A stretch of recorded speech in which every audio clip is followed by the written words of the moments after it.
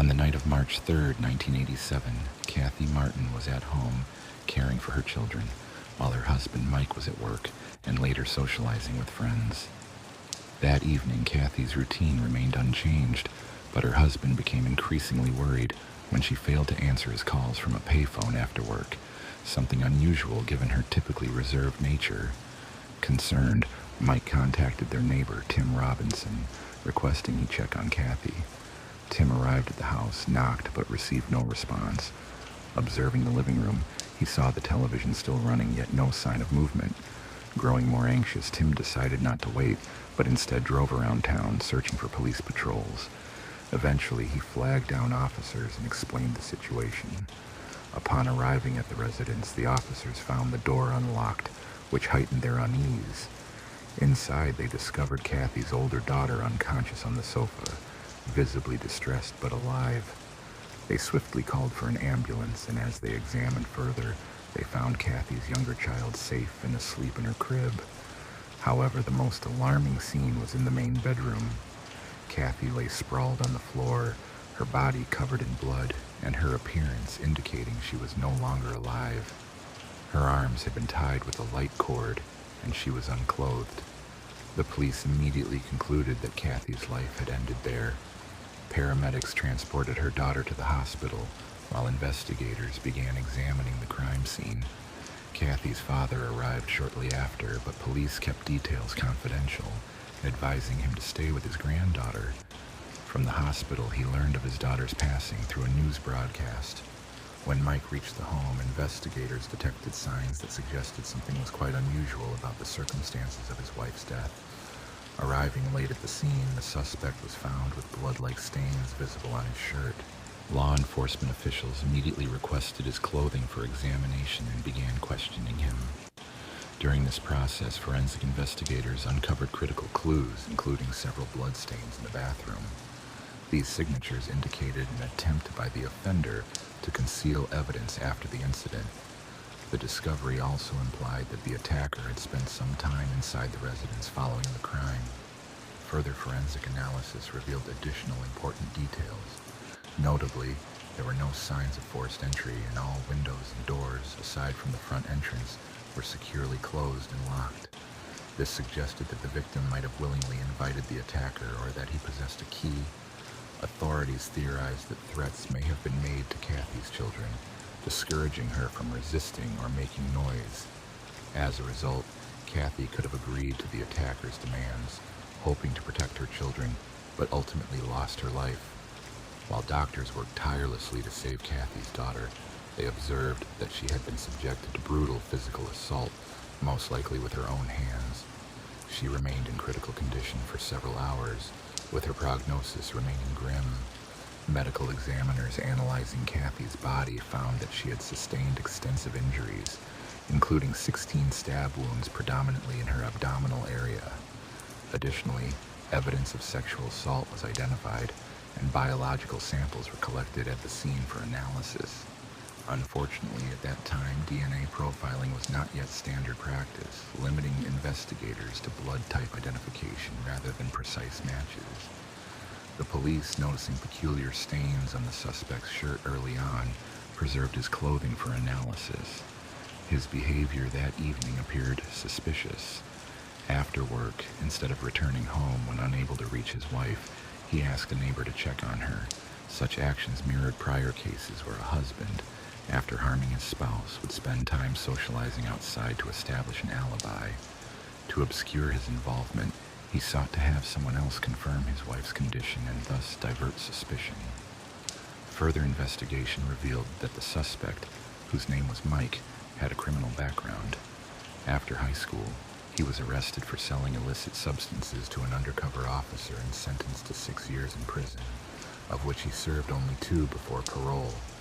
Despite his criminal history, authorities lacked sufficient evidence for formal charges at that moment. Alongside Mike, investigators focused on his neighbor, Tim, who exhibited suspicious behavior, such as repeatedly circling the area instead of contacting the police. Suspecting a potential link, investigators examined Tim's vehicle and discovered blood-like stains on the carpet, which were sent to the lab for analysis. This raised the possibility that Mike and Tim might have conspired together to commit the crime. Once the forensic reports returned, the medical examiner provided a crucial determination. Kathy's time of death was around 1 o'clock in the afternoon. Before her body was discovered around 6 o'clock in the evening, law enforcement broadened their investigation to determine the suspect's location during that period and to understand their activities following the incident. Both Mike and Tim asserted they were at work at the time, prompting police to verify the accuracy of their alibis. 2 days later, they received a phone call from the hospital informing them that Kathy's 4-year-old daughter had regained consciousness. Eager to uncover crucial details, officers visited the girl, hoping she might recall some aspect of what transpired. However, this hope was soon dashed as her memory was nearly completely obscured. She could only remember a light-haired man entering the house, despite Mike and Tim having dark hair, but police did not dismiss either as a potential suspect, considering so severe trauma might have distorted her recollections. Further investigation yielded unexpected results. Forensic experts analyzed evidence and discovered that a stain on Tim's car carpet was motor oil, while a stain on Mike's shirt was merely paint. No signs of a criminal act. Additionally, many colleagues confirmed that Mike and Tim had been at their workplaces throughout the day and had not left until evening, leaving little chance they could have visited Kathy's house. Lie detector tests administered to both men confirmed their truthful responses, though conclusive evidence remained elusive. Consequently, authorities expanded their inquiry, examining other individuals familiar with Kathy's family, believing the perpetrator could have gained entry during the investigation. To narrow down suspects, police spoke with Kathy's relatives and friends about potential culprits. Many quickly identified Greg, Kathy's brother-in-law, as a person of interest. Family members revealed that she frequently complained about his behavior, noting that he often flirted openly and repeatedly attempted to persuade her into an intimate relationship. Additionally, Kathy had mentioned that Greg made inappropriate comments about her appearance, especially concerning her abdomen. Most of her injuries were concentrated in that area, further implicating him. Authorities noted that Greg had a history of illicit substance use and a criminal record, fueling suspicions. Investigations uncovered significant clues. Greg's fingerprints matched one found inside Kathy's house, along with a hair consistent with his. However, since he frequently visited her family, the evidence could have predated the incident. Kathy's parents also believed Greg was involved. Her mother recalled a visit to the hospital when Greg had been present and observed a look of fear on Kathy's daughter's face, suggestive of her discomfort with him. Yet the child could not recall anything specific about the day of the incident. Summoning Greg for questioning, officers confronted him with the evidence. He denied any involvement, claiming he was with a friend at the time. During the interview, Greg requested permission to leave for the parking lot, fearing a fine for expired parking, and he did not return. His wife and Kathy's sister later testified that he had dropped her off around 10:30 in the morning of that day. At 2:30 in the afternoon, Greg picked her up, leaving a 4-hour window around the time of the crime that was enough for him to carry out the act. However, investigators still lacked sufficient evidence to directly link Greg to the incident. In a final attempt to uncover new clues, law enforcement decided to analyze a sample of fluid taken from Kathy's body. Unfortunately, due to the technology available at that time, only the blood type of the donor could be identified. Moreover, the sample collected was too small for detailed testing. Despite these limitations, the police proceeded with the analysis, which revealed that the blood type matched Greg's. Yet, this match alone was insufficient for a conviction. Consequently, authorities were unable to detain him but continued their inquiries, failing to gather concrete proof of his involvement. Kathy's family remained convinced Greg was not responsible. Her sister, Shelley, refused to believe her husband was involved and stayed with him over the years. The police persisted in revisiting the case, hoping for new breakthroughs. In 1998, after 11 years, they requested a DNA analysis on the remaining fluid sample. Experts managed to extract a partial DNA profile, which, when compared to Greg's, indicated he was among only 2% of the population whose DNA could match that profile. This still did not justify arresting him. Police then brought Greg in for renewed questioning. They told him that the DNA from Kathy's body was consistent with his. This prompted Greg to alter his initial story. He claimed Kathy had been romantically involved with him and insisted he visited her on the day she was harmed. Yet, he maintained that she was alive when he left. Investigators grew suspicious because suspects often revise their stories once DNA evidence is presented, and Kathy had previously expressed discomfort regarding Greg's flirtations. The police recognized that without a perfect DNA match, a conviction was unlikely, and the case was again shelved for several years. In 2002, authorities reopened the investigation, seeking assistance from forensic scientist Catherine Long. At that time, Catherine was pioneering research into DNA detection. She and her colleagues hypothesized that some genetic material might remain on Kathy's body despite the strangulation. They designed an experiment replicating the scenario. Individuals briefly strangled each other and then collected samples from their hands and necks. The study found that even in such short interactions, enough skin cells could be transferred to enable DNA analysis. Following their inability to revisit her remains, the police shifted their focus to examining all items connected to the case. Their goal was to identify any contact the perpetrator might have had with these objects. Soon they observed a string of lights used to restrain Kathy's hands, which was then handed over to Catherine and her colleagues for analysis. This string had been stored in a paper bag, a detail of significance because the bag's airflow prevented moisture from accumulating and helped preserve biological evidence. Experts meticulously collected samples along the entire length of the rope using cotton swabs, paying particular attention to the sections that still bore traces of Kathy's blood. Laboratory analysis revealed two distinct DNA profiles, one matching the victim's and the other perfectly aligning with Greg's genetic material. This finding provided concrete proof that Greg had been the one to tie Kathy's hands and was involved in her death. After 15 years, police were finally able to apprehend the suspect. During interrogation, Greg maintained his innocence, insisting on a romantic relationship with Kathy. Nonetheless, investigators remained unconvinced. While awaiting trial, Greg was held in custody. A fellow inmate later contacted authorities, claiming that Greg had confessed to him. According to this inmate, Greg recounted the details of the assault and subsequent murder. He explained that, under the influence of illegal drugs one day, he had visited Kathy's home. Inside, he tried to coerce Kathy into engaging in certain acts, but she refused and asked him to leave. This provoked Greg's anger, leading him to attack Kathy's daughter, inflicting multiple serious injuries. Greg supposedly told the inmate that Kathy had warned him that if she did not comply, he would kill her. To protect her children, Kathy had no choice but to submit.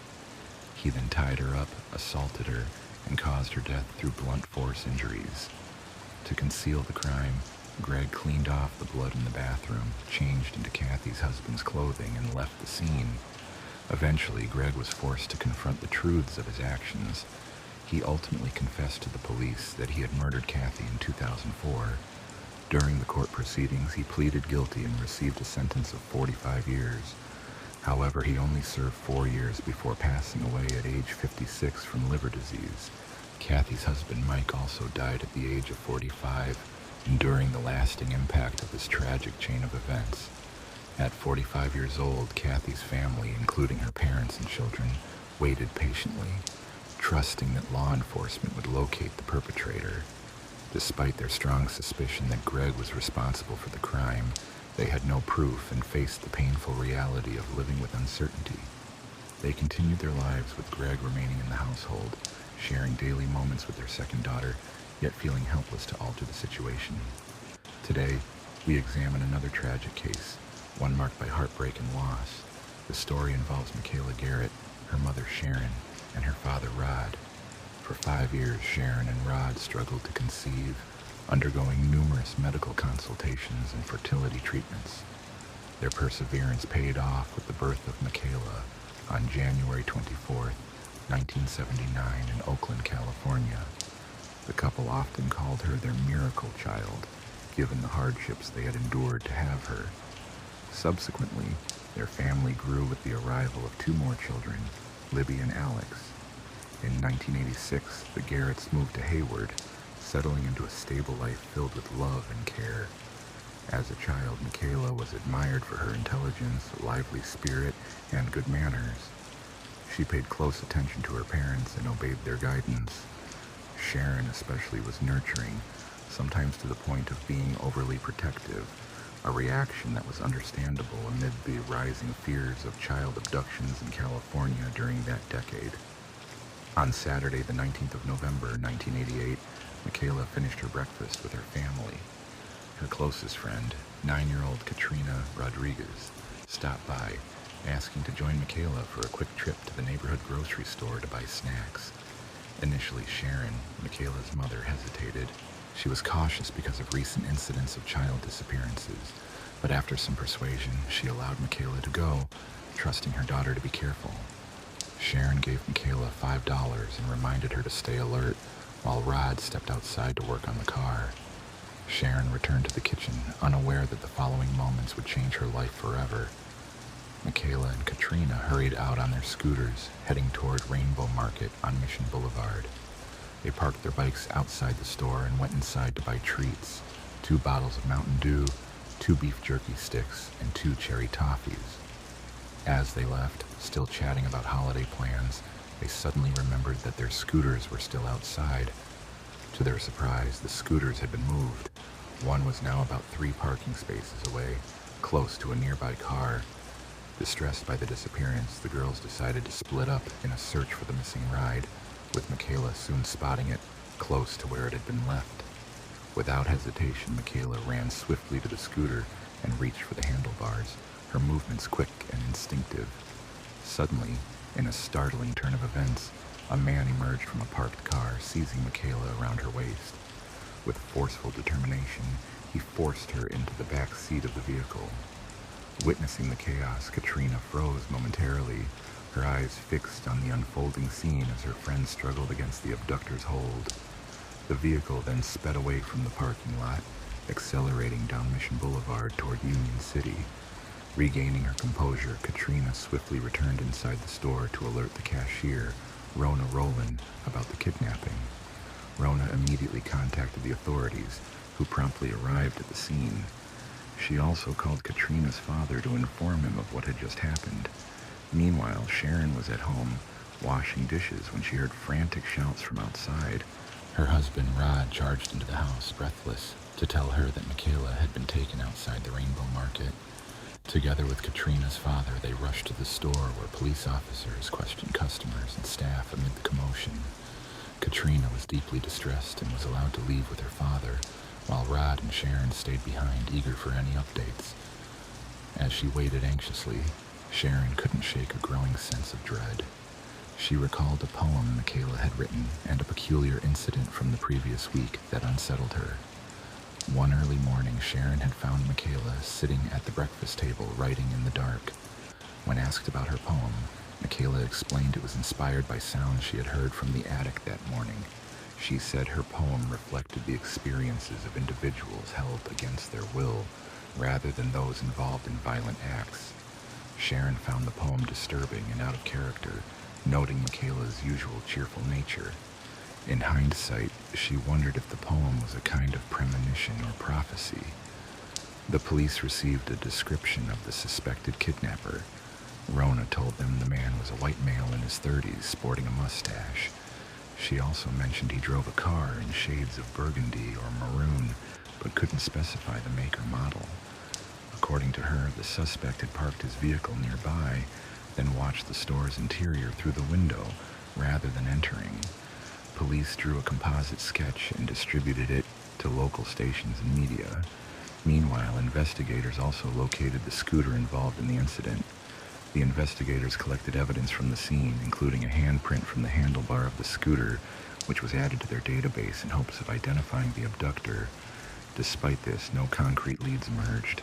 The following day, the Federal Bureau of Investigation joined the effort, suspecting a possible connection to other local child disappearances, though this was never confirmed. Recognizing Katrina's importance as the sole witness, police sought to gather more detailed information from her, visiting her home 2 days after the incident. Her account stunned the authorities.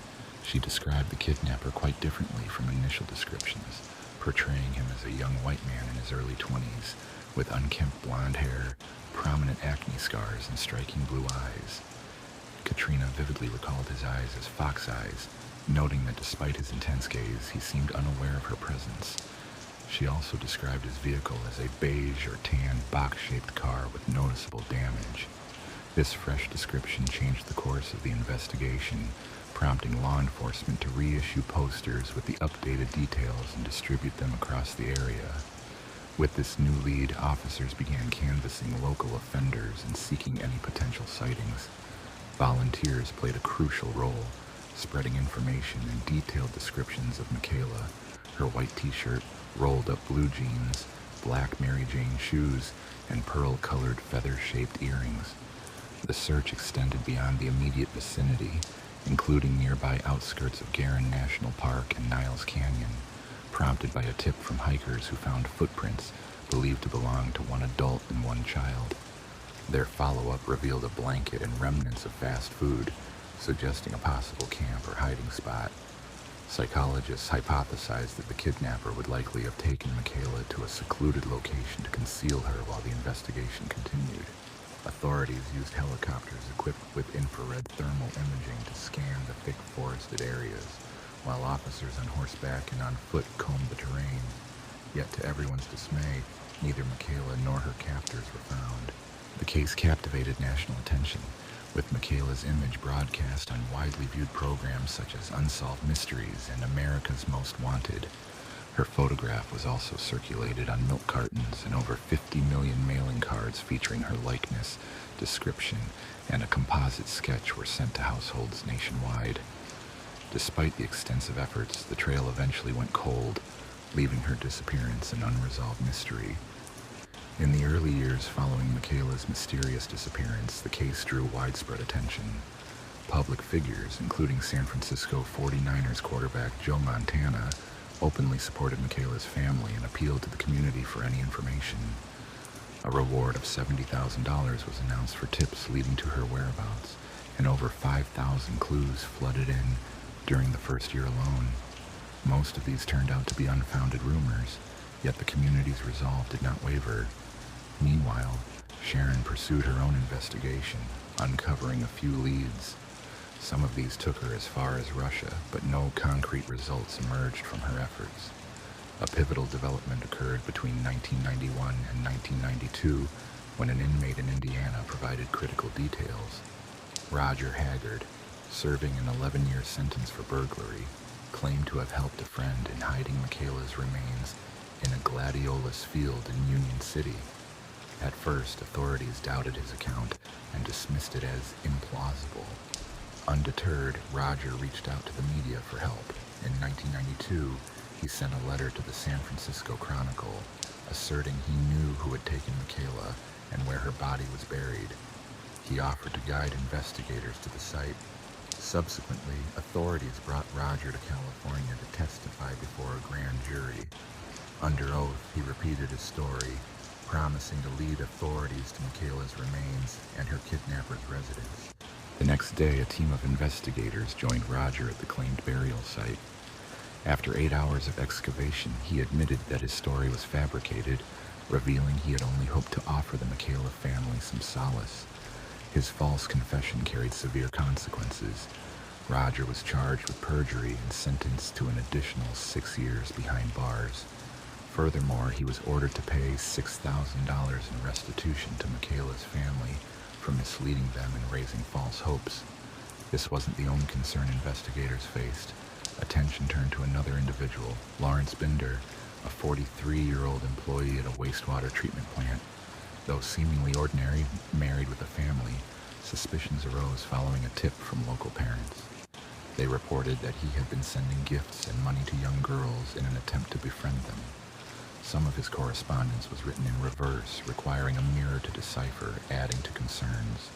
Upon further investigation, authorities discovered that Lawrence drove a distinctive light blue van decorated with photos of small children, drawings, and Bible verses inside. Previously, he had been arrested for trying to lure two young girls into his vehicle, though charges were later dropped. His pattern of behavior, combined with the disturbing nature of his communications, kept law enforcement wary as they continued to monitor his activities, seeking to ensure no further harm could occur. In the late 80s, authorities initiated inquiries into the disappearances of several children.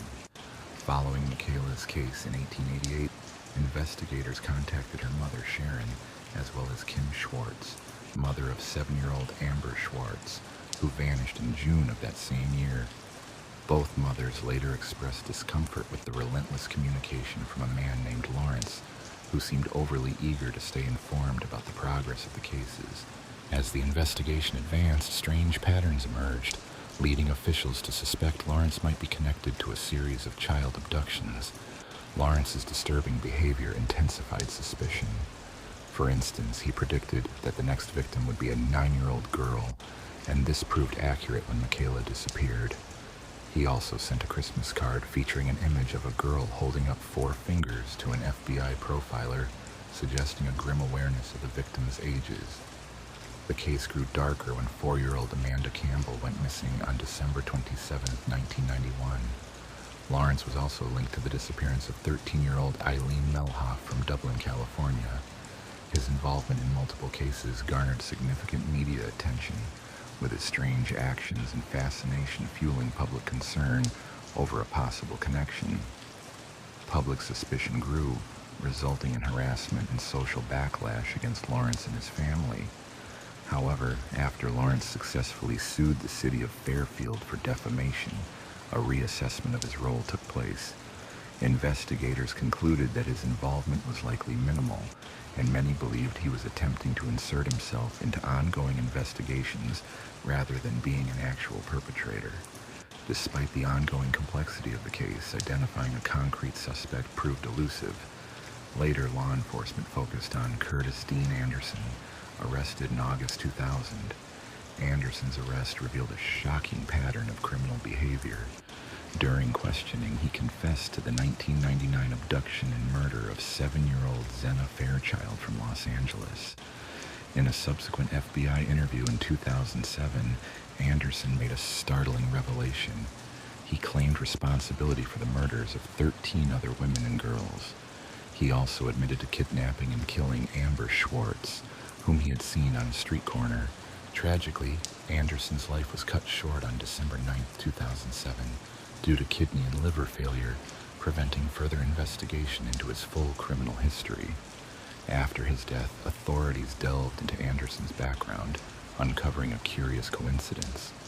In 1989, he was stopped in a brown 1977 Chevrolet sedan, matching a witness's description.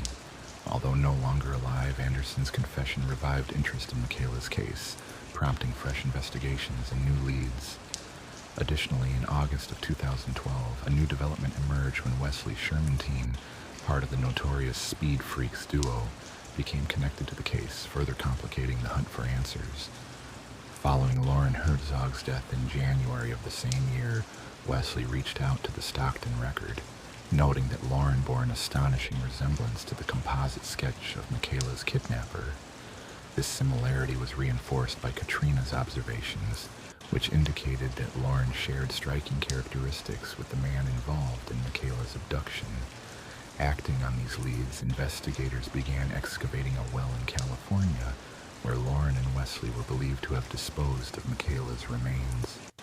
The dig uncovered thousands of bone fragments, some of which were likely her remains. Despite their unwavering hope for resolution, the case continued to baffle authorities for years. It wasn't until nearly 8 years later that a crucial breakthrough emerged. The circumstances of Michaela's disappearance shocked the public and underscored the case's disturbing nature. However, even more startling revelations surfaced on December 21, 2020. The Hayward Police Department and FBI announced a major development, shifting suspicion from Lauren and Wesley to a new suspect. Examination of evidence revealed a DNA link, specifically fingerprints found on Michaela's scooter 32 years earlier in 1988, leading to the charging of 61-year-old David Garrett with her kidnapping and murder. He is now held at Santa Rita Jail in Alameda County. A review of David Garrett's background reveals a troubling history of criminal behavior beginning in his youth. Born on February 19, 1961 in Chicago, Illinois, little is known about his early life. By the age of 16, he was already involved in criminal activity. In 1977, he was convicted of breaking into a residence and assaulting a maid at knife point. After serving time, he was paroled in 1978. His legal troubles persisted with arrests in 1979 for false imprisonment and assault with a deadly weapon, charges later modified to include intent to commit rape. Despite these accusations, he became eligible for parole again in September of 1981. Later, in May of 1988, Garrett was apprehended for shoplifting at a grocery store in San Leandro. He received a sentence of 1 year in prison and 1 year of probation. He was released after 6 months in November of the same year. However, Garrett's troubling pattern of violence continued. In December 1988, a tragic incident occurred involving Margaret Ball, a close friend and longtime supporter. Her body was found by her stepdaughter, battered and stabbed in a gruesome scene. The brutality was so severe that her front tooth was discovered a few feet away from her body, and her death was linked to Garrett's involvement, as investigators soon identified him as the prime suspect based on evidence collected at the scene.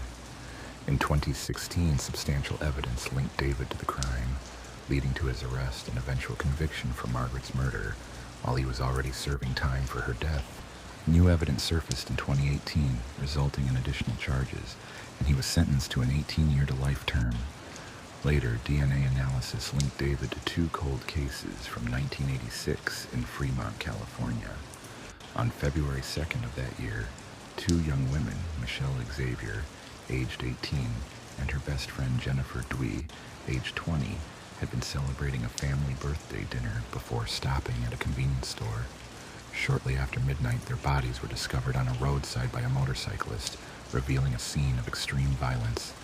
Both women had been stripped, assaulted, stabbed, and shot, with autopsy reports confirming sexual assault. The police found Michelle's car parked 6 miles from the crime scene in a grocery store lot. For many years, Michelle's disappearance was overlooked due to a lack of clues, but advances in DNA technology millions of miles away eventually identified a suspect, David Garrett, who is now facing new charges, including 3 counts of murder and 1 of abduction, penalties that could mean his execution. Authorities remain committed to finding Michelle's remains, with Chief Hayward promising continued efforts and expressing hope that her body will be recovered. Michelle's father, Rod Garrett, traveled over 100 miles to participate in a recent press conference, expressing relief that the authorities had identified a suspect and anticipated solving the case. Michelle's mother, Sharon, unable to attend due to her ongoing battle with metastatic cancer, conveyed her feelings through a statement read by Police Chief Hayward. She shared her painful acceptance that her daughter might no longer be alive, but found solace in imagining Michelle resting peacefully in the afterlife, walking streets of gold and dancing on hills among the stars. David's defense attorney, Bernie Castillo, has publicly challenged the case, criticizing the investigative methods and dismissing the DNA evidence as unreliable. He finds it implausible that a handprint match was made after over 30 years and suggests that police are attempting to implicate David as a means to close the case quickly. Meanwhile, Katrina, Michelle's close friend and a key witness, bears heavy guilt, recalling that it was her scooter, then belonging to her, that was moved from the scene. Her feelings of responsibility have caused her to suppress memories of her childhood trauma. In contrast, Michelle's mother, Sharon, has dedicated herself entirely to locating her daughter, initially waiting in hope that justice would be served. Throughout 2 long years filled with hope and uncertainty, Sharon anxiously awaited updates from both the telephone and the internet as she desperately sought answers. Her search for clarity became even more urgent after David was formally accused of Michaela's disappearance and tragic passing. Over time, her resolve to seek justice waned, especially as she faced her own battle with cancer, which ultimately led to her passing in May of 2022. Despite her own suffering, she found some comfort in the thought that she would soon be reunited with her daughter beyond this life. A new development has added complexity to David's already tangled case. Currently awaiting trial for his alleged role in Michaela's kidnapping and death, as well as accusations linked to Michelle and Jennifer, David's pursuit of justice stretches back decades. However, recent reports suggest that the outcome of his case might be less severe than some expect. His defense attorney, Ernie, saw the latest news as confirmation of his long-held view that the prosecution's case rests on questionable forensic evidence. Ernie expressed that he was not surprised, believing the case against David is built on weak foundations, and that the recent decisions validate his skepticism. On the other side, some experts disagree. Chuck Euler, a retired lieutenant involved in another case related to David, argued that he deserves the strictest possible sentence for his alleged crimes. The court proceedings revolve around 3 counts of murder and 1 count of kidnapping, all connected to the mysterious disappearance of Michaela, a case marked by unforeseen complications. The investigation was hampered early on by a case of mistaken identity, which diverted valuable resources during the initial 2 days in complicated efforts to locate Michaela. This setback left her family searching for answers for decades, deepening the mystery surrounding her case. Now let's turn to the story of Michelle Hadley, born on December 20th, 1986, in Upland, California. She was the eldest daughter in a disciplined, traditional family and grew up with a close bond to her parents and younger sister. Throughout her youth, Michelle was known for her politeness and straightforward nature, always speaking her mind and striving to resolve conflicts amicably. From an early age, she demonstrated diligence, meticulously managing her responsibilities. During high school, she maintained a long-term relationship with her boyfriend, and in 2008, they married. Yet, happiness eluded her, as after 4 years, their marriage began to falter, culminating in divorce in 2013. Michelle's life took a positive turn when she met Ian Diaz, a U.S. Marshal, who was 9 years her senior. Their connection, formed through online dating, led to a swift romance and the decision to cohabitate. Michelle, who worked in marketing, found in Ian a sense of destiny. Their relationship appeared promising, yet as with many stories of love and loss, underlying tensions and unresolved issues would eventually surface, adding yet another chapter to an already complex narrative. In late 2014, Ian proposed marriage to Michelle, and they began planning their wedding. At first, their relationship seemed idyllic, but gradually, Ian's true nature started to surface. Initially, Michelle didn't notice much change, attributing his behavior to personality quirks, but over time, Ian's conduct grew increasingly troubling. He became more self-destructive and emotionally manipulative, leaving Michelle shocked, devastated, and deeply confused. Coming from a conservative background, Michelle was uncomfortable when Ian sometimes asked her to wear revealing clothing, but she initially went along, thinking he was simply trying to add some excitement to their relationship. However, Ian quickly noticed her compliance and started making bolder, more unusual demands. Eventually, he suggested Michelle get her navel pierced, a request she hesitated over but ultimately accepted. His behavior grew more erratic, and he pushed boundaries further. Ian asked Michelle to leave her marketing career and work at Disneyland, a place he adored and had worked at previously as a deputy U.S. Marshal. While he claimed it was for her safety, his real intent seemed to be establishing greater control over her life. Driven by her affection and desire to please him, Michelle initially agreed, but as time went on, she sensed she was changing in ways she no longer recognized. Feeling trapped, Michelle confided in Ian, but instead of understanding, he responded with anger and aggression. Their relationship took another step forward when they decided to buy a condo together, hoping that property ownership would strengthen their bond. This decision was made about 2 years after they first met. In 2015, they found a unit in downtown Anaheim, although it cost more than they initially planned, $470,000. Unbeknownst to Michelle, Ian had no intention of contributing his share to the mortgage. When the first installment came due, Ian claimed financial difficulties but promised to pay the following month. Michelle handled the paperwork and paid the down payment of $144,000, believing everything was in order. Nevertheless, as time passed, it became clear that their relationship was already deteriorating. The ownership deed listed both their names, but Ian seemed intent on claiming the condo for himself, while Michelle bore the entire mortgage. One summer evening in 2015, a violent disagreement erupted in their car.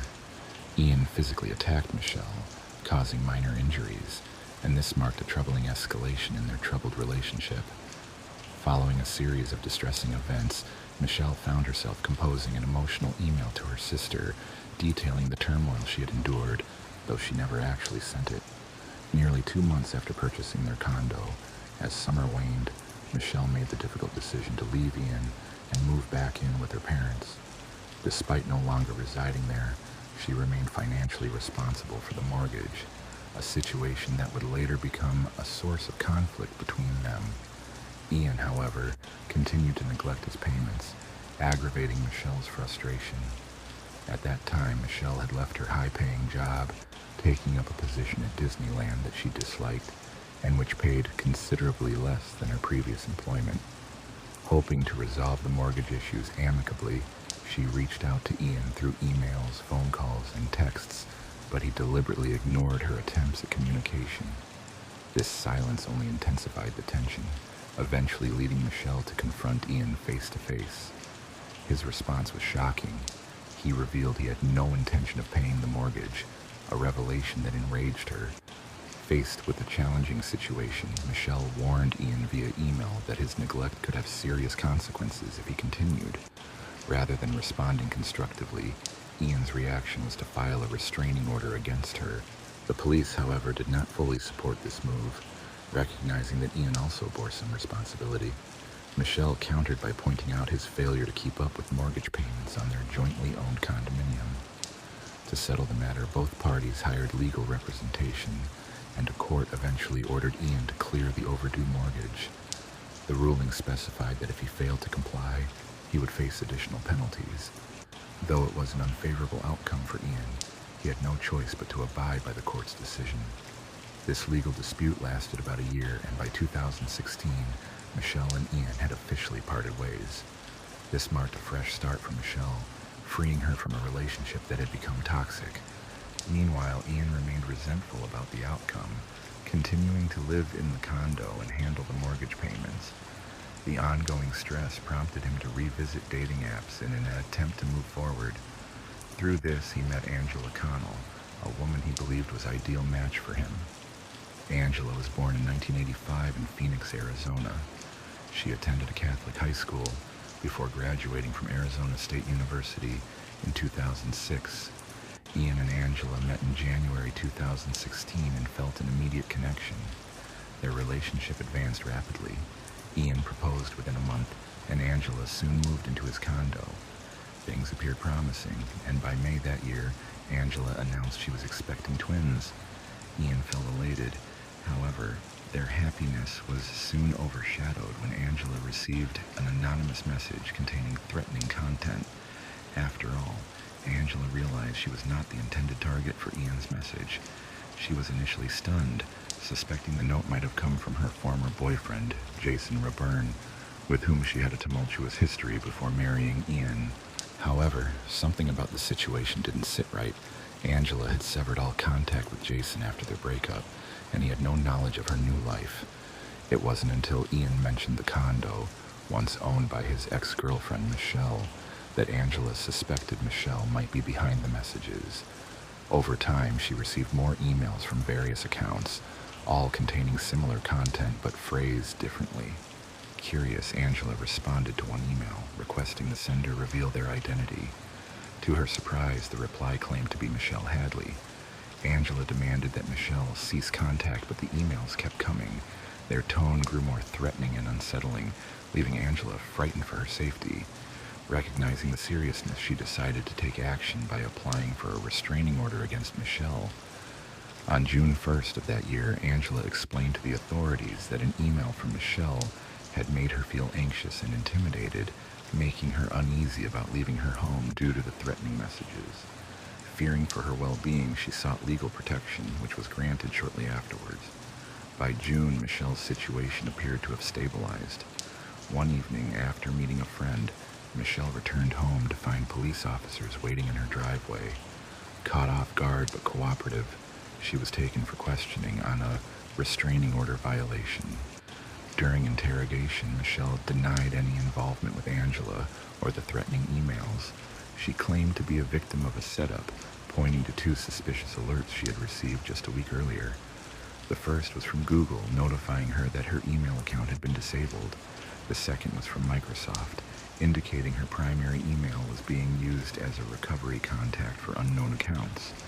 Michelle reported these suspicious activities to the Anaheim police, suspecting her ex-husband of impersonation. Yet, her concerns were dismissed, and authorities believed she was lying. This led to the issuance of a restraining order, though Michelle remained unaware that her ordeal was just beginning. Things quickly escalated after the legal action, growing darker each day. Angela soon received responses to a Craigslist ad she hadn't posted, containing disturbing content about a coercive fantasy and personal details of her life. The emails included her phone number, condo address, and even the breed of her dog, revealing that someone had created an account in her name, further deepening her fears. The situation was deeply disturbing, especially considering how someone had gained access to highly specific details. Ian and Michelle were the only individuals aware of Angela's condo address, leading her to suspect Michelle, though she believed that was unlikely. Her fears grew so intense that she avoided leaving her home altogether, overwhelmed by anxiety at the thought of someone knowing her whereabouts and constantly watching her. Not knowing who was behind this invasive attention heightened her sense of vulnerability.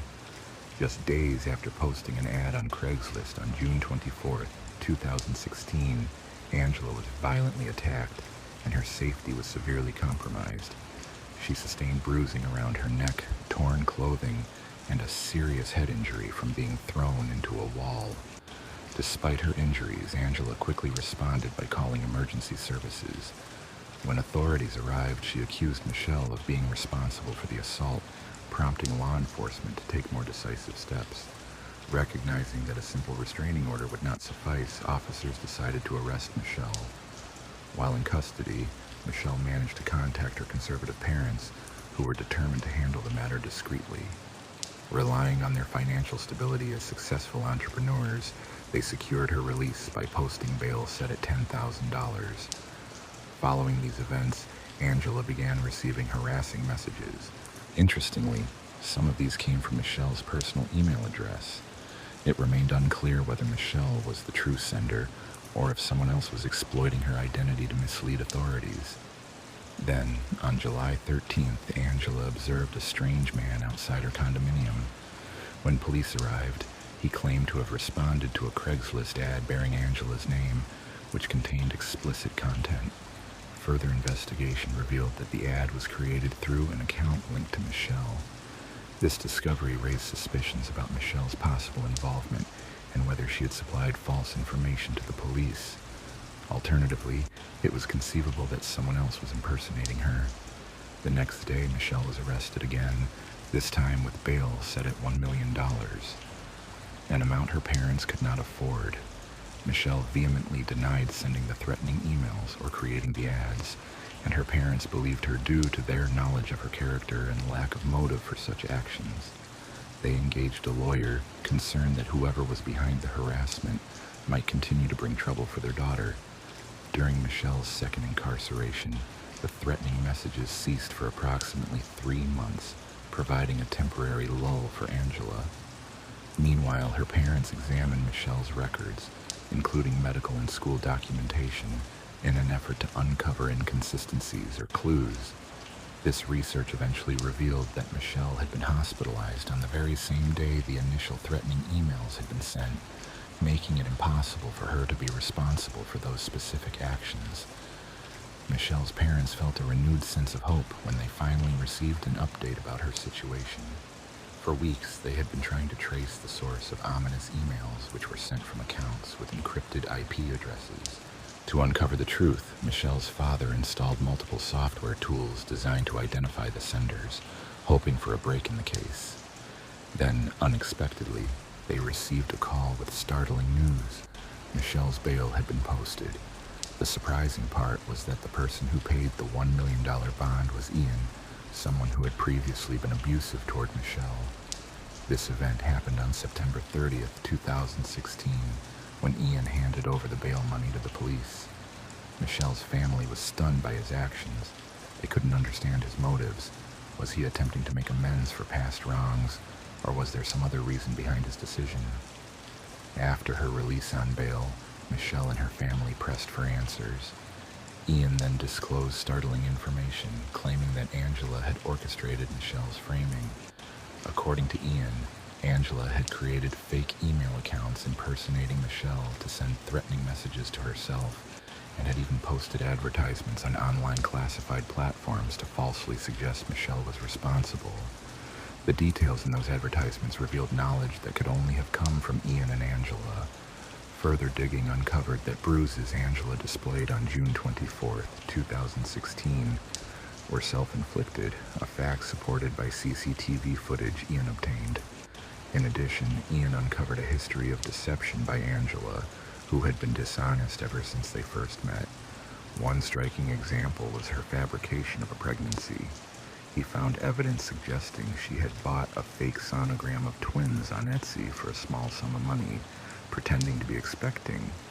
In 2015, Angela's motivation to sabotage Michelle's life was rooted in a personal encounter with Ian, who was then married to Michelle. During their frequent discussions about a condo, an incident that deeply troubled Ian, Angela became curious about Michelle's background. Her investigation revealed that Michelle hailed from a wealthy family, which Angela saw as an opportunity for personal advancement. Ian, feeling betrayed over a dispute concerning the condo's mortgage, sought retribution. The fallout from this disagreement left him bitter and resentful, especially after Michelle's counterclaim compounded the situation. Together, Ian and Angela crafted a scheme to tarnish Michelle's reputation and have her incarcerated. To conceal their plots, they used separate email accounts and created 6 counterfeit email addresses in Michelle's name, employing virtual private networks to hide their activities. Michelle eventually noticed alerts from Google about email addresses she never created, unaware that Angela was orchestrating this covert assault. After Michelle obtained a restraining order, Angela's ambitions grew bolder. She devised an even more ruthless plan, creating a fake Craigslist profile in Michelle's name, posting an ad inviting men into her home, attempting to escalate her malicious campaign. However, flaws in their strategy surfaced when Ian, Angela's husband, revealed the truth. This prompted authorities to seize Angela's devices, revealing a trove of evidence. They discovered 21 threatening emails, mostly originating from Angela and Ian's residences, with some traced back to Arizona. Investigation unearthed that Angela had visited her father in Arizona during the time the emails were sent. Digging into Angela's background, authorities found troubling past actions. In 2013, she impersonated an attorney claiming to have cervical cancer while dating Jason Rayburn, a California state trooper. Her lies about her health and profession eventually surfaced, leading to the end of their relationship. Nearly 3 years later, in January of 2019, Angela was detained and pleaded guilty to 10 serious felonies, including perjury and false imprisonment. She was sentenced to 5 years behind bars.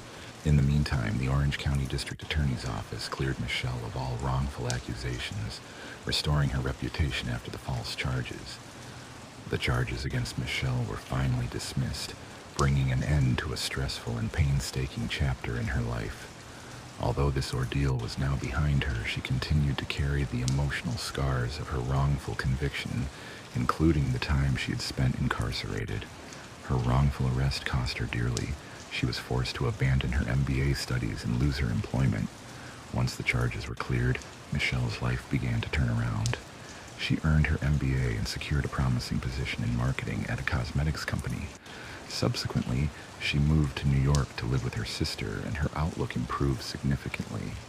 Meanwhile, Ian, who had separated from Angela, sold their jointly owned property for $500,000. However, in 2021, his life took a drastic downturn. Ian was arrested and accused of orchestrating a scheme to falsely implicate Michelle in a serious situation.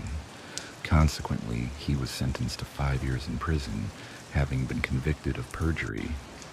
In a different story, we explore the tragic disappearance of 18-year-old Natalie Holloway in May 2005.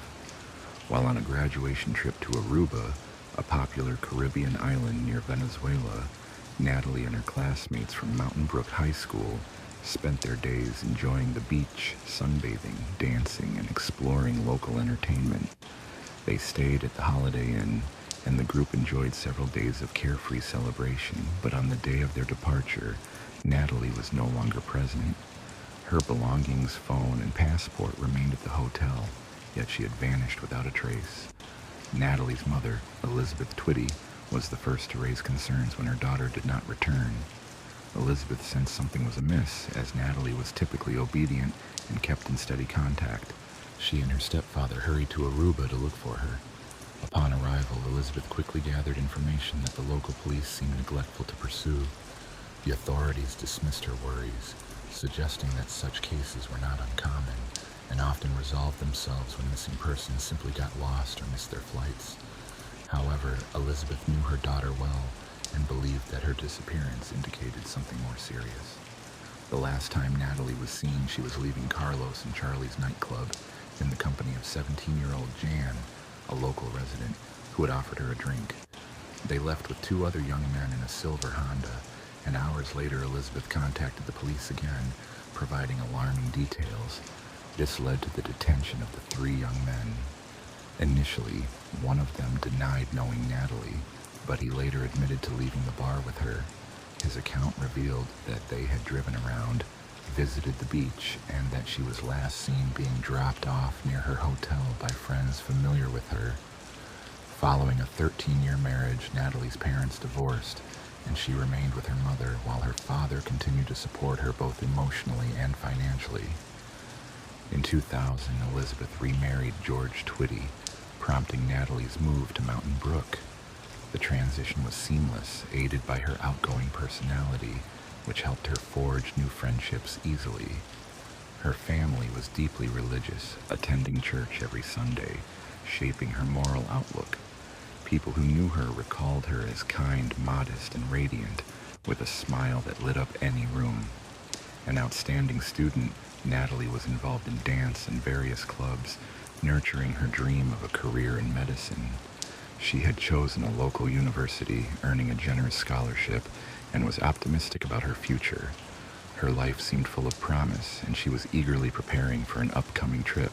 Elizabeth trusted her daughter to avoid strangers and unsafe situations, but concerns arose when surveillance footage from a local bar suggested otherwise. It showed Natalie's behavior changing after drinking a beverage offered by Jan, implying she might have been influenced by an unknown substance. Staff at Carlos and Charlie's spoke kindly of Natalie, yet Vanda's slot had a questionable reputation. He was known for poor behavior, gambling, and occasionally using prohibited substances. He documented his exploits online but avoided accountability thanks to his father's influence as a prominent lawyer pursuing a judicial position. Natalie's sudden disappearance triggered a sweeping nationwide search. Authorities launched a major operation, deploying volunteers, divers, and specially trained dogs across a wide area. The government even declared a public holiday, and 50 Marines patrolled the coastline, while an aircraft equipped with thermal imaging scanned over 40 kilometers of terrain. Despite these efforts, she appeared to have vanished entirely. On June 30th, investigators uncovered that there was no footage of Natalie entering a building, contradicting statements from John and the Vanda's Slot brothers. This led to renewed questioning, and the younger Vanda's Slot unexpectedly changed his account, claiming he had dropped Natalie off at an undisclosed location away from the hotel. He also mentioned seeing a figure dressed in black moving toward her hotel, raising suspicions. Security personnel on duty that night were detained, with investigators suspecting they might have intercepted Natalie along her route. Later, on June 9th, detectives apprehended the trio of security guards, and one shared a cell with the CPO brothers. During interrogation, a crucial detail emerged. The guards confessed to lying to cover for their friend, revealing that Jan was left alone with Natalie on the beach. The guards were released on June 13th. Subsequently, on June 17th, another suspect, Steve Gregory Cruz, a DJ, was detained due to suspected involvement. On June 22nd, authorities questioned and subsequently released Paulus Vanda's slot on June 26th, citing insufficient evidence.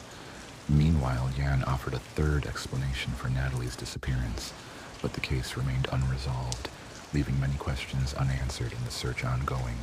Numerous events attempted to shift blame onto the CPO brothers, suggesting they parted with Natalie near Jan's home, after which she left with them. Yet, authorities dismissed these claims as unlikely. A lawyer defended CDs in Deepu, and on July 4th, following a brief trial, the CPO brothers were ultimately released. Jan Vandes, born on August 6th of 1987 in Arnhem, Netherlands, was one of 3 siblings in a large family. A top student and athlete, he had plans to attend St. Leo University in Florida. His childhood was troubled by a difficult relationship with his mother, Anita, an art teacher who viewed him as dishonest. As a rebellious youth, John often ran away and fell into problematic circles, developing a gambling habit. Despite this, he portrayed himself as confident and fearless, traits that made him popular among local girls, though he sometimes exploited their trust.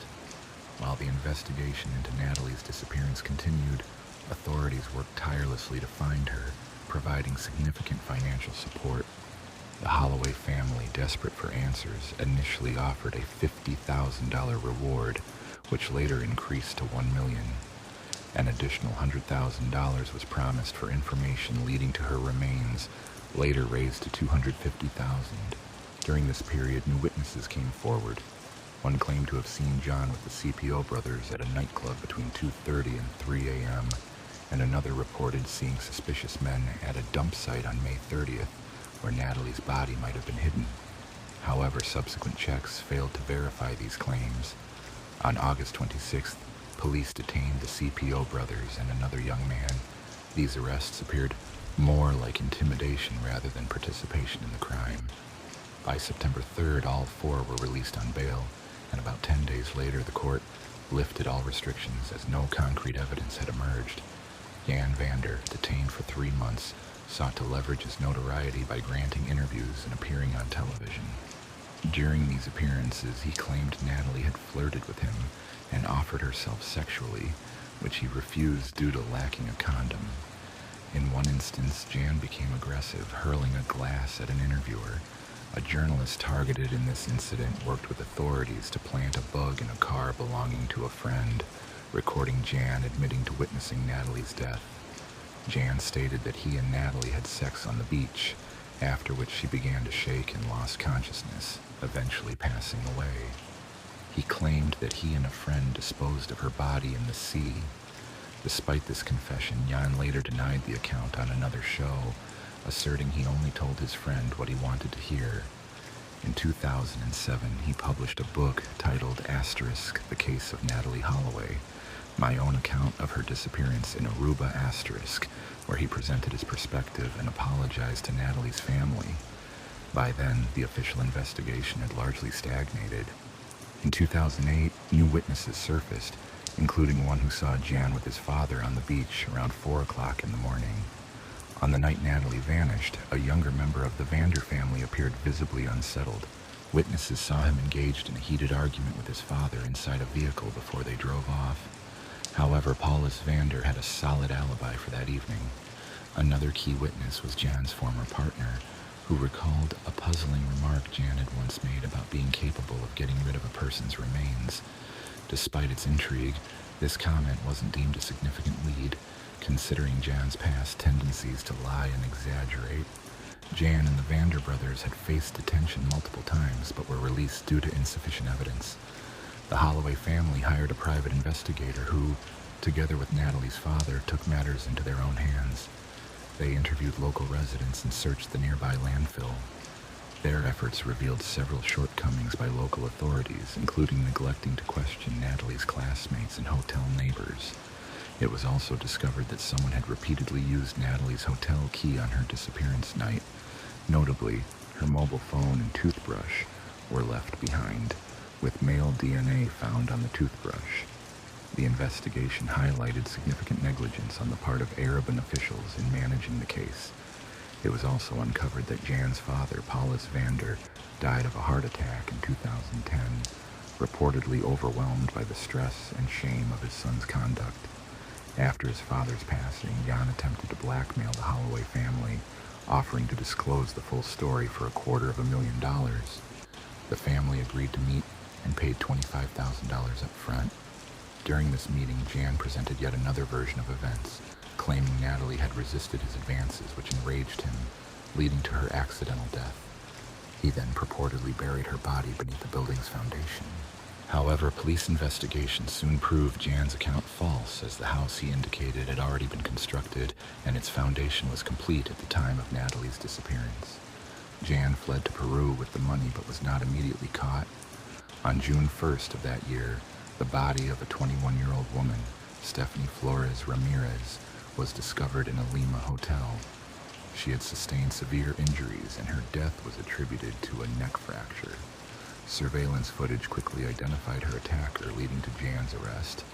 He explained that he had met Stephanie at a casino, and after playing poker, they decided to continue their encounter at his hotel. When Stephanie accessed his laptop and uncovered his connection to Natalie Holloway's case, she became frightened and wanted to leave. Jan, realizing she knew too much, became enraged and struck her until she lost her life. Jan was caught en route to Chile and confessed to the killing. His arrest on the fourth day sent shockwaves through the United States, especially because it coincided exactly with 5 years since Natalie's disappearance.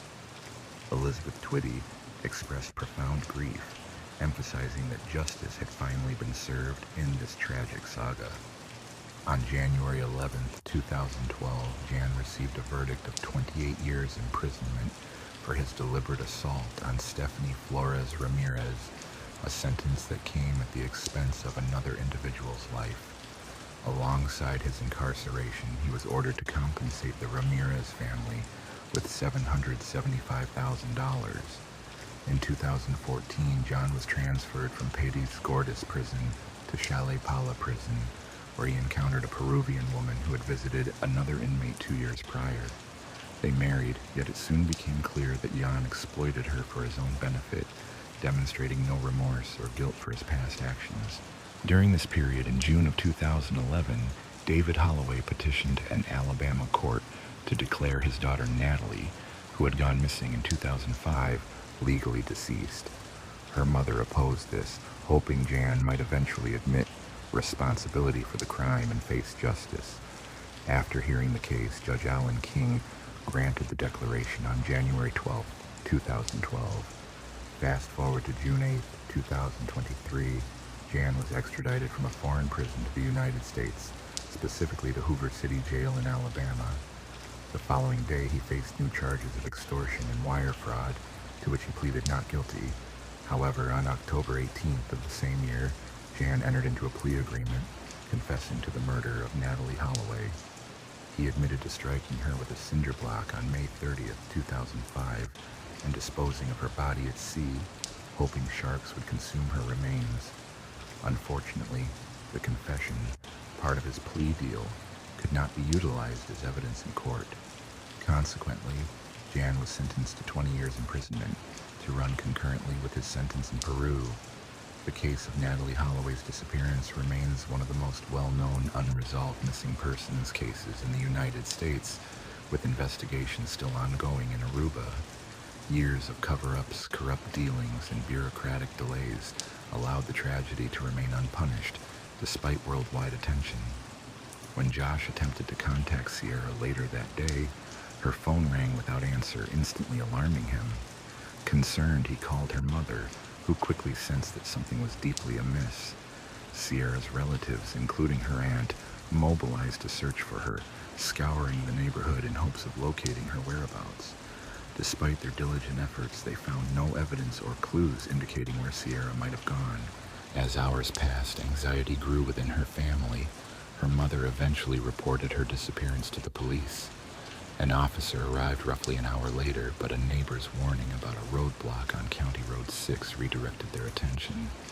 Upon arriving, Sierra's family encountered a scene of chaos and security personnel who refused to grant access. The officers could offer no immediate information, leaving Sierra's loved ones overwhelmed with uncertainty.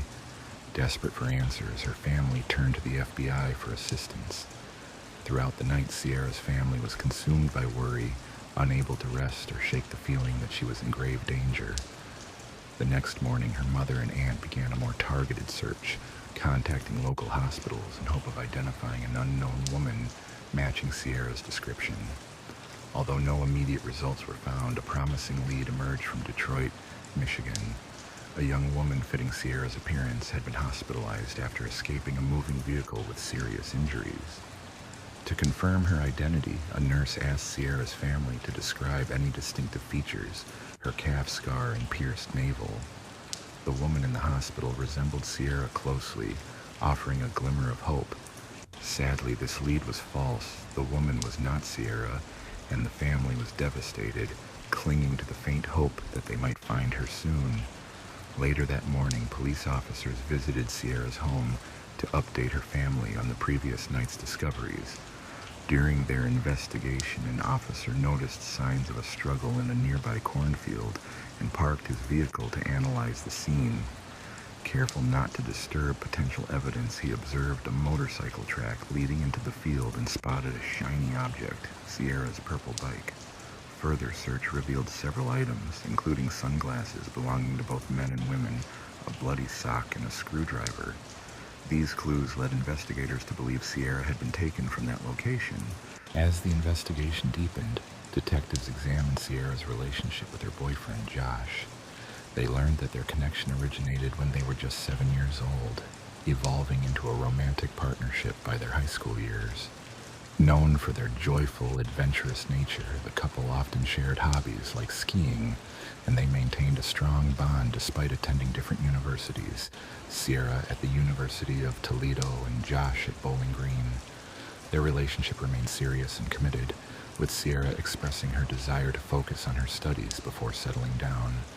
On July 19th, officials confirmed that Sierra had visited Josh's house in the early afternoon, leaving around 6:30 in the evening, raising further questions about her sudden disappearance.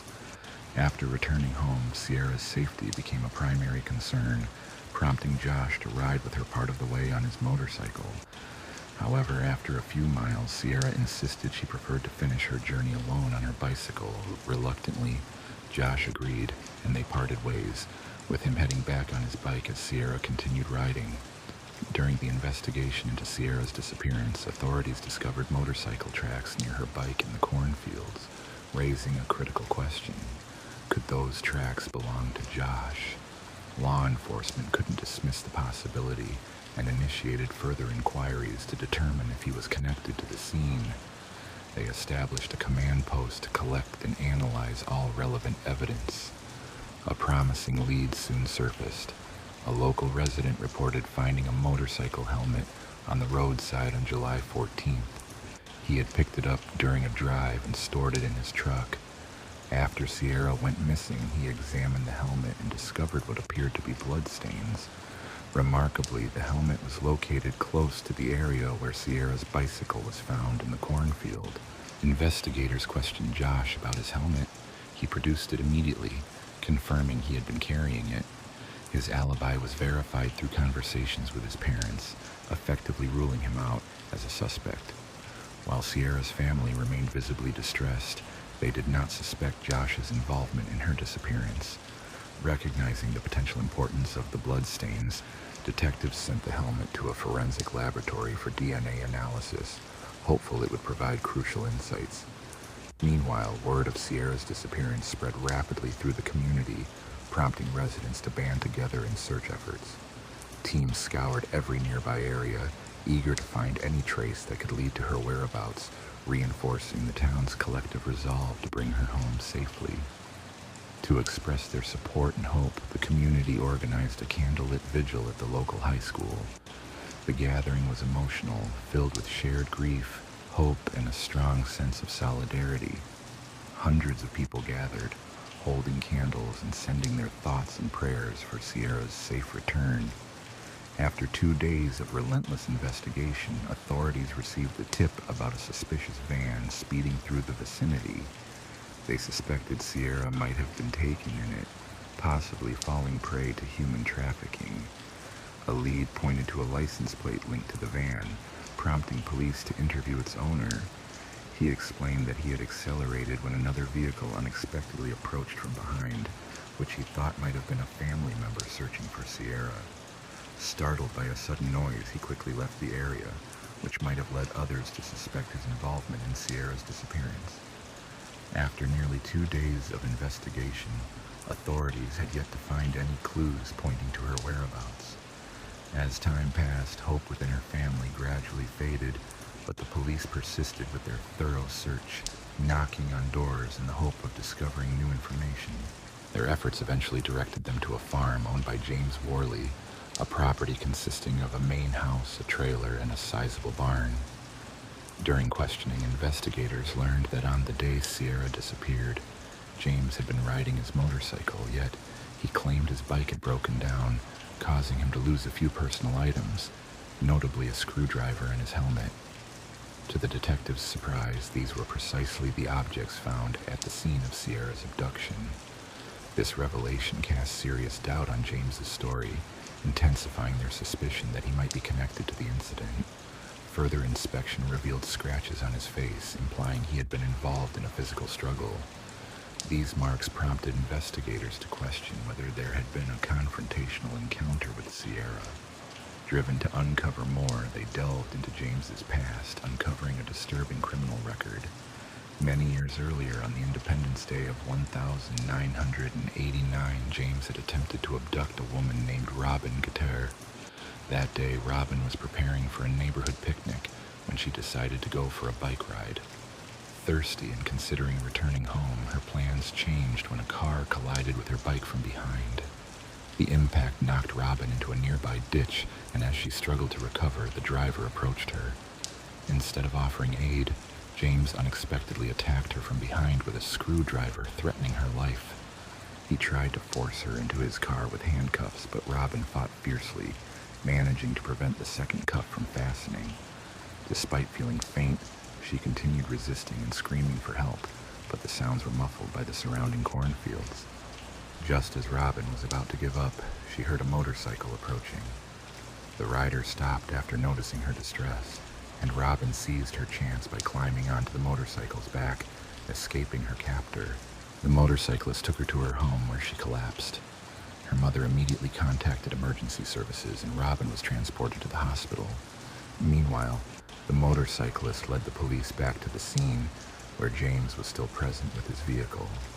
James cooperated during questioning, providing his identification, but his account of the events was markedly different from what was documented.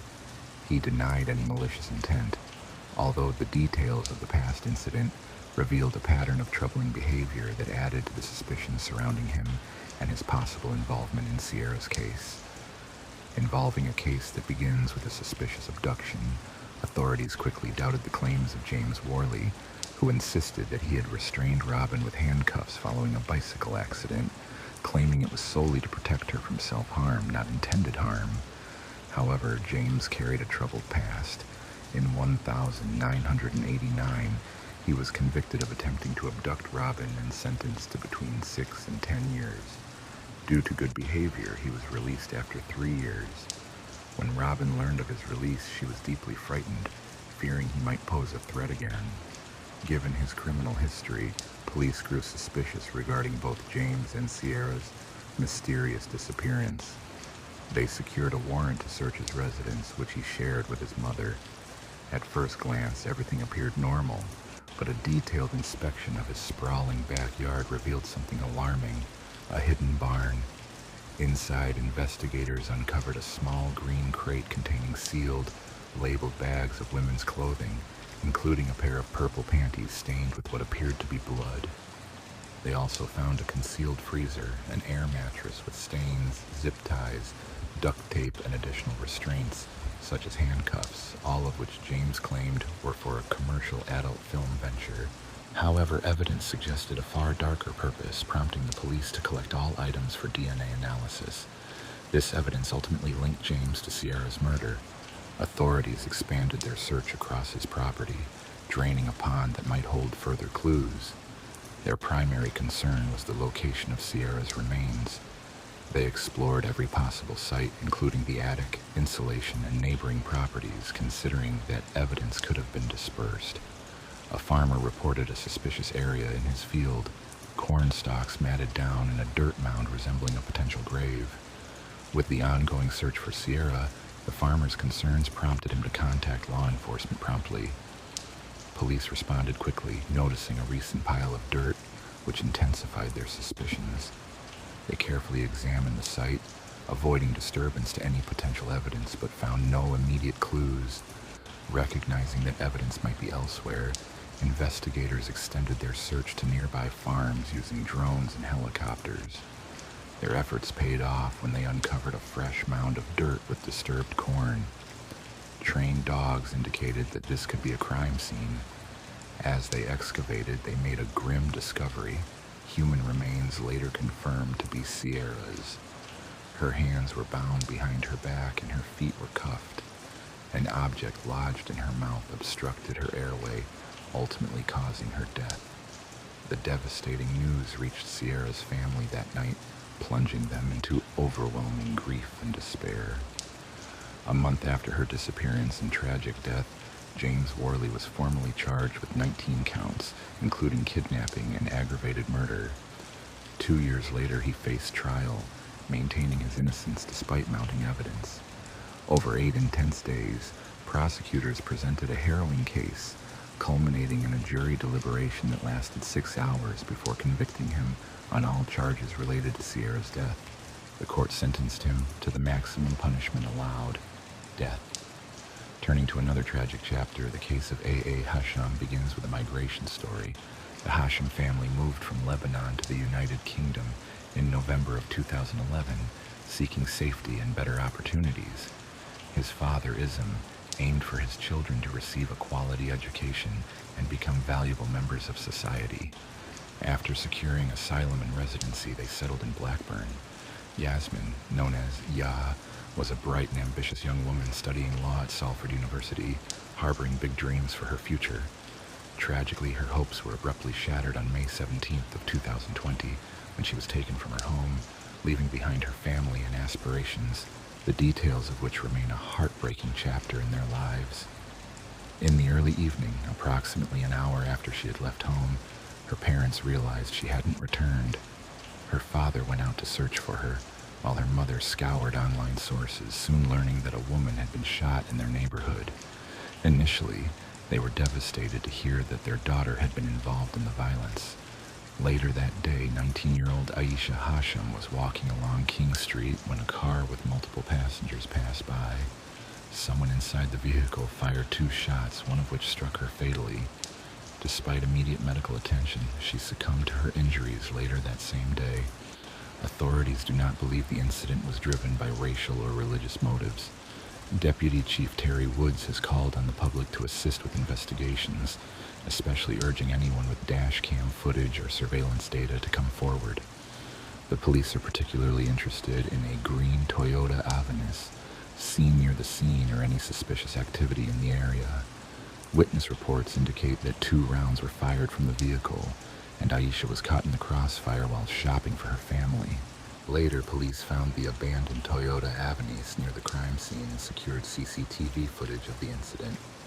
The footage shows that at around 3 o'clock in the afternoon, Aisha was walking along the sidewalk when the car drove past, with its rear left window lowered. Moments later, the shooter fired the fatal shot, which passed through her and struck a nearby pole. For ethical reasons, authorities chose not to release footage of her falling. The investigation suggests that there were at least 2 individuals in the car, the driver and the shooter, and that both quickly fled, leaving the vehicle behind. Within 2 hours, police located and searched the abandoned car, beginning inquiries into its owner. Aisha Hasham was an innocent bystander caught in the aftermath of a targeted shooting near Khan's car wash. The police soon launched a large-scale operation, partnering with international law enforcement to find those responsible, who had fled abroad. Initially, 8 suspects were charged in connection with her death.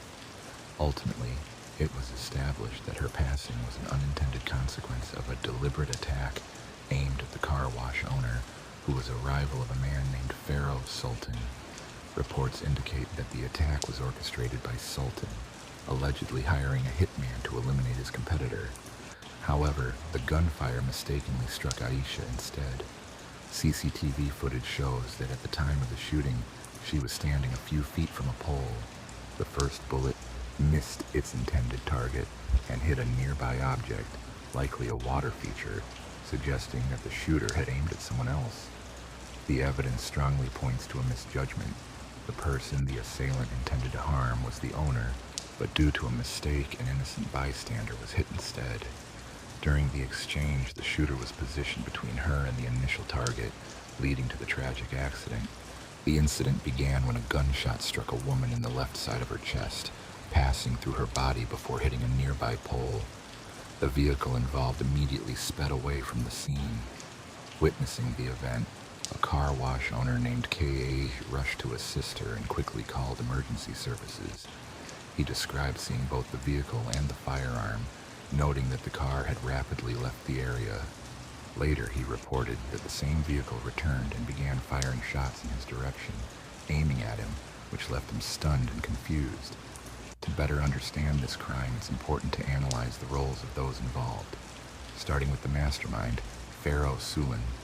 Sultan was once a prosperous businessman, owning a well-known tire shop that drew many customers and brought him substantial income.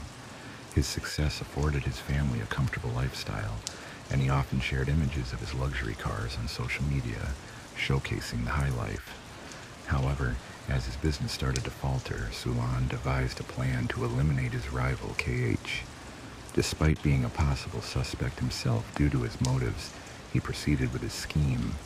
Sultan recruited several accomplices, Az Hussein, Zamir Raja, and Anthony Enos.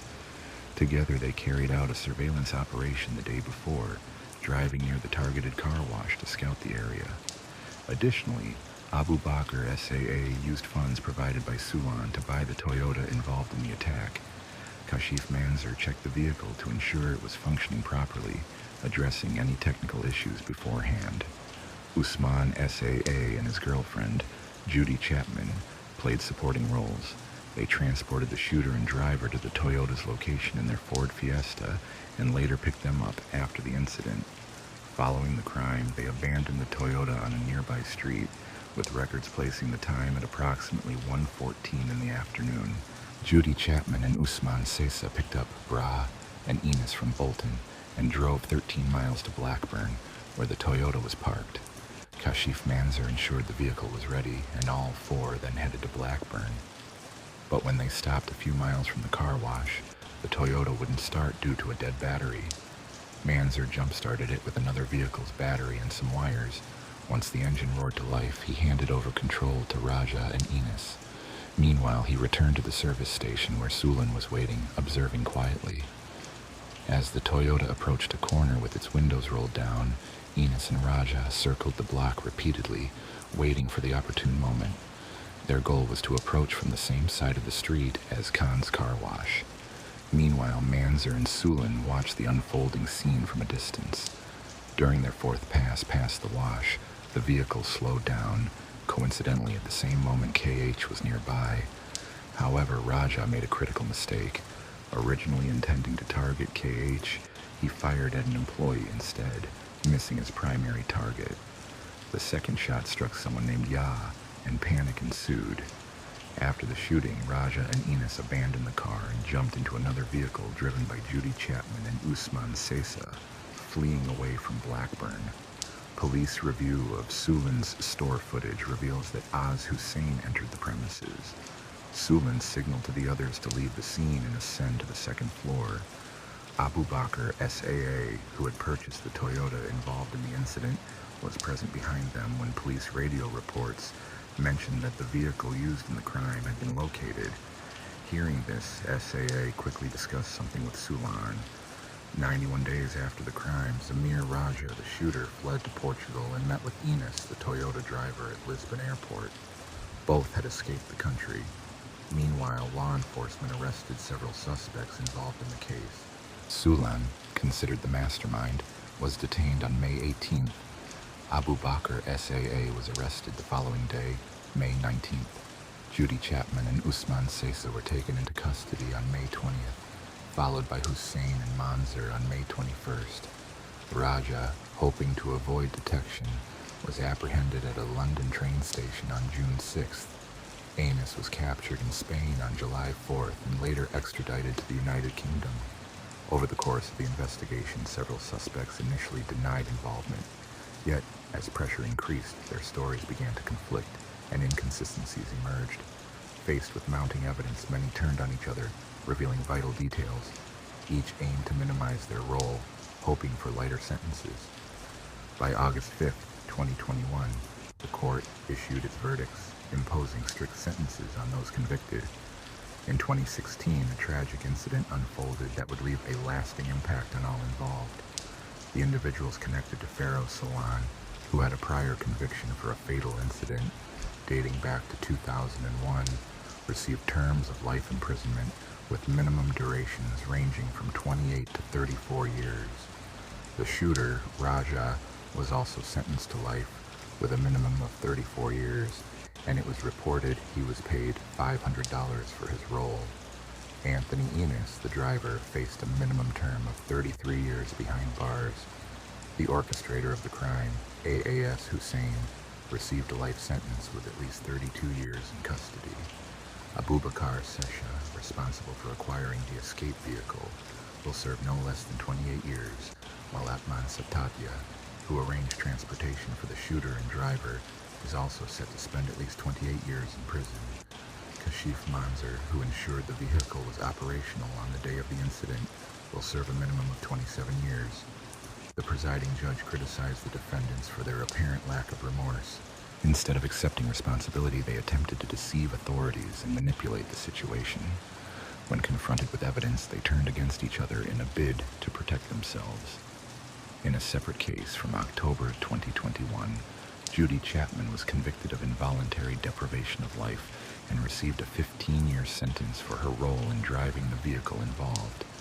However, subsequent investigations uncovered additional parties involved. Communication records revealed that Lewis Atwee, a 42-year-old man from Manchester, played a key role.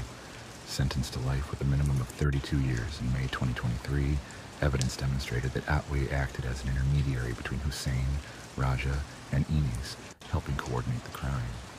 Another individual, Banbridge, was implicated as the 10th person convicted. Prosecutors said she met with Raja and Enis in Bolton, confiscated their phones, and then drove to Trafford, turning their phones off and back on at various locations. This activity was designed to create a false alibi, making it appear Raja and Enis were elsewhere during the shooting. Banbridge, age 32, admitted to conspiracy to hinder justice and was sentenced to 23 months in prison in August 2023. This judgment marked the final conviction related to the case. Shifting to another complex mystery, we revisit the story of Gretchen Harrington. Born on June 13, 1967 in Pennsylvania, Gretchen was the youngest of three sisters. Her family moved to the small town of Brough shortly after her birth. Her father, a pastor, took a position at the local church, fostering a peaceful community life. Gretchen adored outdoor activities with her siblings and friends. The town was considered safe, and parents felt comfortable letting children play freely until evening. As part of a deeply religious family, Gretchen spent much time at her father's church and excelled in her Sunday school classes. On August 15, 1975, Gretchen's family eagerly awaited her mother and newborn sister's return from the hospital. Gretchen wanted to be there to welcome them, but her father encouraged her to attend Sunday school to maintain her high academic standards. Reluctantly, she set off with her Bible while her older sisters, usually her companions, stayed home that morning.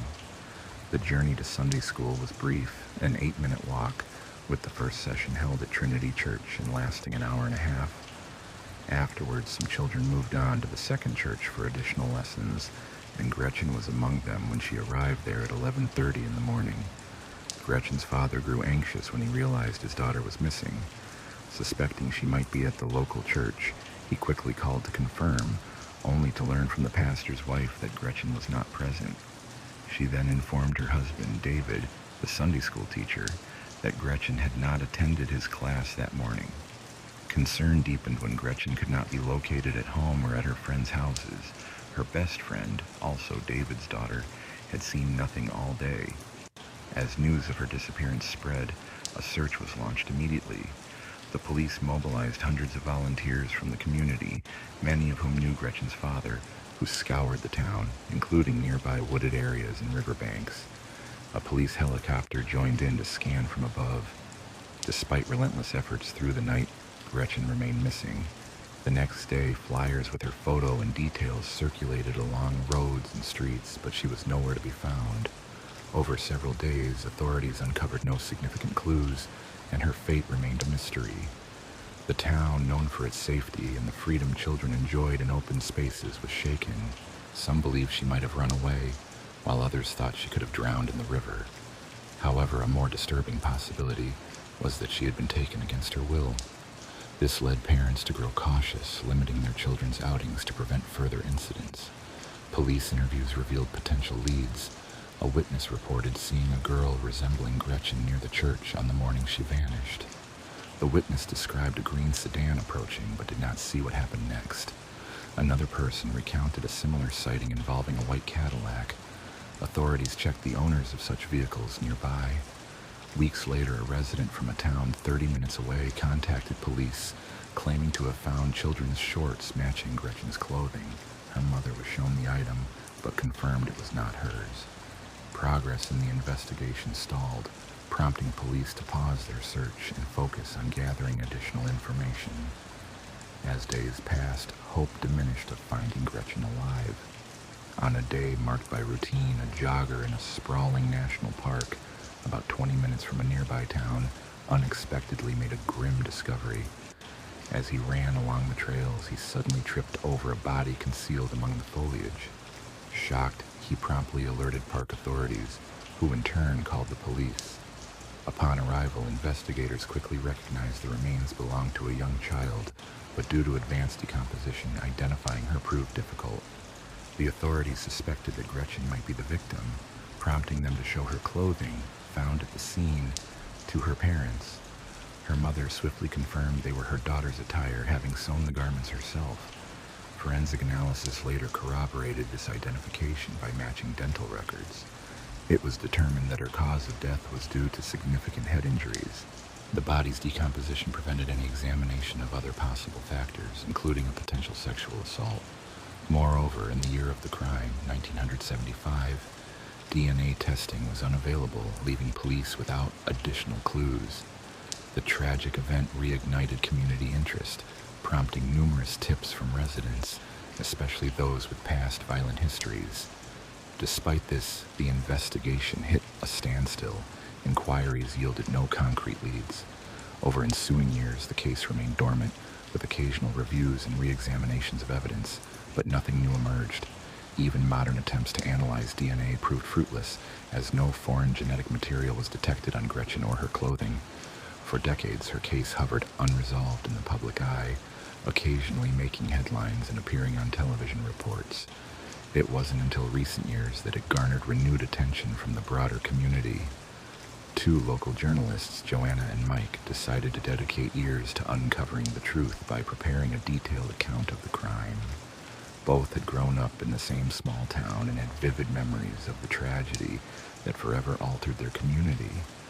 After the incident, residents became wary of allowing children to roam freely without supervision, a fear that persisted long after.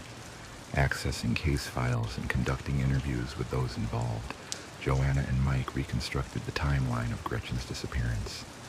Their comprehensive book, published in 2022, drew widespread recognition to the unresolved case. Several months later, a woman reached out to police, claiming to have been 10 years old at the time and living near Gretchen's home. She was friends with Gretchen and her sisters, often visiting their houses. One night, while staying at her sister's place, she awoke to an unsettling sensation, feeling as if someone was touching her, an incident that later became a pivotal part of understanding the case. She saw her father standing nearby, then he quickly left. The following day, she remained at her friend's house for another night. During that time, her friend's father repeatedly entered her bedroom and touched her inappropriately. It was not until the next morning that she finally confided in one of her sisters about what had happened. Surprised, she discovered that such incidents had occurred quite regularly among her friends as well. When she returned home, she shared her full story with her parents. However, instead of involving authorities, they prohibited her from visiting her friend's house ever again. This restriction was imposed just a week before Gretchen went missing. Eventually, she revealed the identity of the man involved, David Zanstra, the same pastor who taught Sunday school at her church. She also disclosed that a month after Gretchen's disappearance, one of her friends confided that a man had tried to abduct her. The girl refused to enter his vehicle and later told her friends that the actual culprit was David Zanstra. To substantiate her claims, she provided her personal diary, where on September 15, 1975, she documented her friend's plea to keep the incident secret due to fears of potential harm from Zanstra. This new testimony prompted authorities to reopen the investigation into Gretchen's case. While reviewing the files, detectives noticed several suspicious details pointing indirectly to Zanstra. Notably, it was he who reported Gretchen missing, providing a detailed description of her clothing. Dark blue zip-up shorts with front buttons and pockets, and a white shirt with braided hair. Yet he claimed he had not seen her that day, raising questions about how he knew what she was wearing. Later, police found her body dressed exactly as described. Examining the case further, investigators focused on David, who had been a Sunday school teacher at Gretchen's father's church. Initially, he stated that he had not seen Gretchen on the day she disappeared. His alibi allowed enough time for him to have taken her, disposed of her body, and returned to church activities. Shortly after Gretchen vanished, David and his family moved to another state. The move, along with his ownership of a green scooter, drew police attention. In 2023, police traveled to Georgia, where David, by then 83, was living. During questioning, the realization dawned on him that investigators suspected his involvement in Gretchen's disappearance. He vehemently denied any allegations and demanded to see evidence against him. Confronted with incriminating facts, including a woman's account of his inappropriate conduct at a sleepover and accusations of abuse involving his daughter, his composure changed. After more than 4 decades of silence, the truth began to surface. On the morning of the She-John, David drove his green American motor station wagon to the local church, where Gretchen's father served as pastor. He saw her leave the house and waited until the area was empty before approaching her. Offering her a ride, he persuaded her to accept, but instead of heading to the church, David took her to a secluded park. Once there, he ordered her to disrobe, but Gretchen, understandably frightened, refused and asked to return home. In response, David struck her multiple times on the head, rendering her unconscious. Seizing the opportunity, he removed her clothes and committed his deplorable act. Afterwards, he drove her to another park, carried her into the bushes, and hid her remains beneath branches. Later, David returned to the church to resume his classes. When he confessed to the crime, authorities swiftly apprehended him. David was taken to Pennsylvania, where he awaited trial. Despite his respected societal position that initially shielded him from suspicion, the truth eventually surfaced. The police collected a DNA sample, which they compared with DNA from other unresolved cases. They also investigated the reports of missing young girls from cities where David had lived and worked. Law enforcement linked him to the disappearance of a 4-year-old girl named Amanda Campbell in California in 1991. This case bore similarities to Gretchen's abduction, especially since David was serving as a pastor in that same neighborhood at the time. Although direct evidence against him remains elusive, the investigators continue probing for links between these incidents and Gretchen's case. The trial for Gretchen's murder has yet to commence. David's defense team is attempting to delay proceedings, advising him to retract his confession. If successful, the process could stretch over many years, and given his advanced age, he might not live to face the verdict. Connecting people through a network system enables continuous profit for the owner by expanding the community. As more individuals join, The cumulative benefits increase, ensuring ongoing revenue for the business owner. Meanwhile, Mega resided in the city of Ujan with her husband and their extended family, approximately 35 miles from Endor. Recently, Mega relocated her home along with her daughter and mother, while her husband remained behind in Ujan due to his role as a bank manager. Mega held a senior position in a large multi-level marketing company, which meant they had no financial concerns. Their family maintained close ties with neighbors, and the community was generally peaceful and responsible, with no past incidents of serious crime that could evoke fear. However, on June 13th in the year 2011, a shocking event unfolded that forever changed the atmosphere of Endor. Until midday, no one left Mega's residence, nor was any sound heard from within. Suddenly, one of Mega's neighbors passing by noticed something disturbing: footprints stained with blood around Mega's house. Alarmed, they immediately contacted local authorities to investigate. Attempts to gain entry included knocking repeatedly, but there was no reply. Curious and anxious, the neighbor looked through a window and was horrified to see 3 women lying motionless on the floor, surrounded by blood. The neighbor, overwhelmed with panic, quickly informed the police. When the officers arrived, they found the scene utterly unsettling. They had never encountered such violence in the serene neighborhood. A crowd gathered outside Mega's home as the police entered, discovering 3 women who had been brutally attacked and killed. The investigators collected evidence at the scene, finding 2 spent bullet casings. A police officer noted that Mega had been shot in the head, yet despite a thorough search, the second bullet could not be located. Forensic experts were called to collect further evidence, and the bodies were taken for post-mortem examinations. By this time, the entire city was gripped by shock and concern. The post-mortem report revealed that the 21-year-old woman, Asaha, along with her 70-year-old grandmother, Rohini, had succumbed to multiple stab wounds resulting in blood loss. Mega, on the other hand, was confirmed to have been fatally shot. The police faced the perplexing question of the second bullet's whereabouts, who had been the target, and on whom the second shot was fired. The incident was unprecedented in the area, and investigations into motives and suspects commenced as the community slowly absorbed the gravity of the tragedy. The public and the concerned bands demanded swift justice, urging authorities to identify and punish the wrongdoers. Under mounting pressure, law enforcement agencies accelerated their efforts, deploying multiple specialized teams to unravel the case. One team meticulously examined call records related to the victims, while another reevaluated forensic evidence collected from the crime scene. Initially, investigators discovered traces of blood belonging to an additional individual present at the site, aside from Mega, Asaha, and Rohini, reinforcing the suspicion of multiple persons involved. The police mechanically documented that a theft appeared to have occurred at the Deshpande family's residence as reported. Further probing uncovered a series of lengthy conversations between Mega and a specific phone number, raising questions. Upon tracing it, authorities identified the caller as a girl named Nya Vara. Simultaneously, they began monitoring her location, hoping to speak with her directly to potentially gain vital insights into the case. Meanwhile, they also analyzed the blood sample found separately from Mega's and Rohini's blood at the scene. One day, police received a report that Enya was spotted near an ATM in the vicinity. A team promptly arrived and brought Enya in for questioning. Her narration of events initially left her stunned. She recounted how she first met Mega by chance at a shopping mall. She had accidentally bumped into Mega while rushing through, causing some items Mega was holding to fall. Genuinely apologetic, Enya helped Mega gather her belongings, sparking a conversation.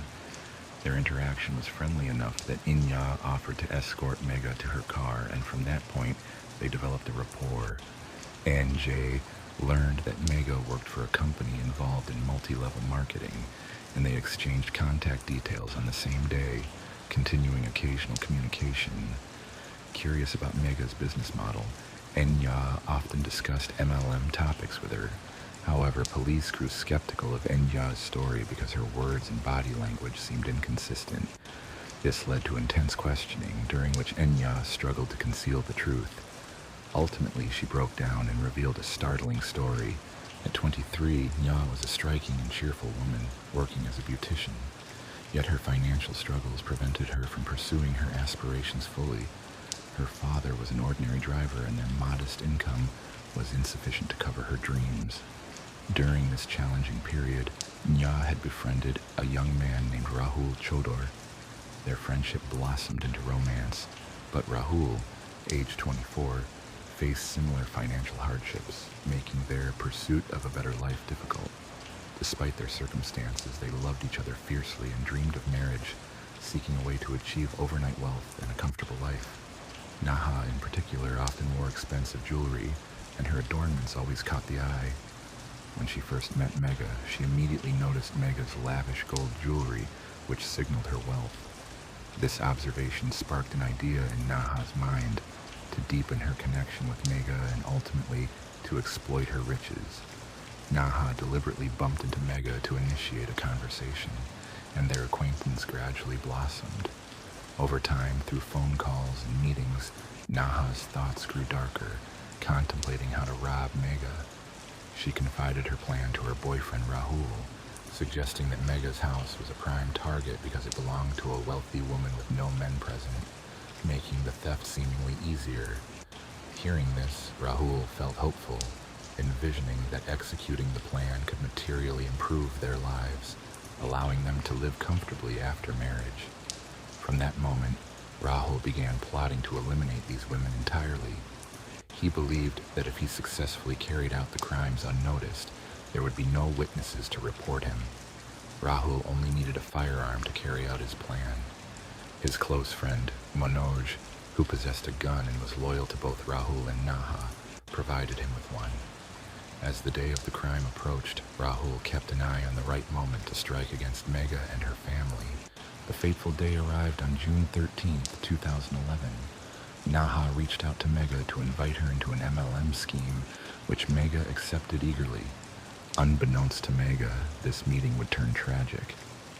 Early the next morning, Naha arrived at Mega's house. When Mega asked her to fill out some forms for the company, Naha hesitated, uncertain about certain details. She asked Mega for help, and Mega trusted her, allowing her to communicate with Rahul. Following the plan, Rahul and Manoj waited nearby.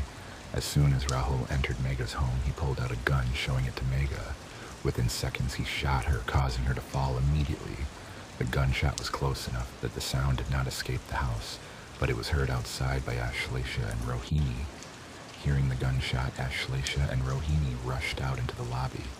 Frightened, they encountered Rahul and Manoj, who demanded Ashlesha's ATM card and PIN, pretending their lives were in danger. Out of fear, Ashlesha quickly handed over her card.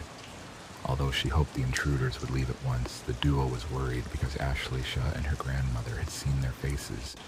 Fearing they might alert the police, Rahul first shot at Ashlesha in haste, but missed and injured himself in the foot instead. In the chaos, Manoj brutally killed both Ashlesha and the elderly Rohini with a knife. Following their crime, these three individuals stole a sum equivalent to 1,000 Indian rupees and valuable jewelry valued at approximately 500,000 rupees, along with Ash's ATM card. Before leaving, they surprisingly took the same card nearby Naha's home, where she had intended to withdraw money. Later, Naha was detained by police. Rahul was apprehended after he visited a police station to report a false incident and was subsequently hospitalized locally for a foot injury sustained during the commission of the crime. When authorities compared Rahul's blood sample taken from evidence at the scene with his own, they confirmed a match. This led to rapid police success in solving the case and capturing the suspects, earning high praise for the city's law enforcement. The case lingered in court for many months, but by December of 2013, the district court handed down the sentence of death by hanging for these perpetrators. They had effectively erased the entire Deshpande family lineage through murders spanning 3 generations of women. Additionally, police discovered blood-stained clothing, knives, and jewelry in the suspect's possession. Enyanya Vara, one of the criminals, is now detained in the central prison, where she is conducting a beauty parlor course for other female inmates. It was notable that this marked the first time the district court awarded capital punishment to a woman.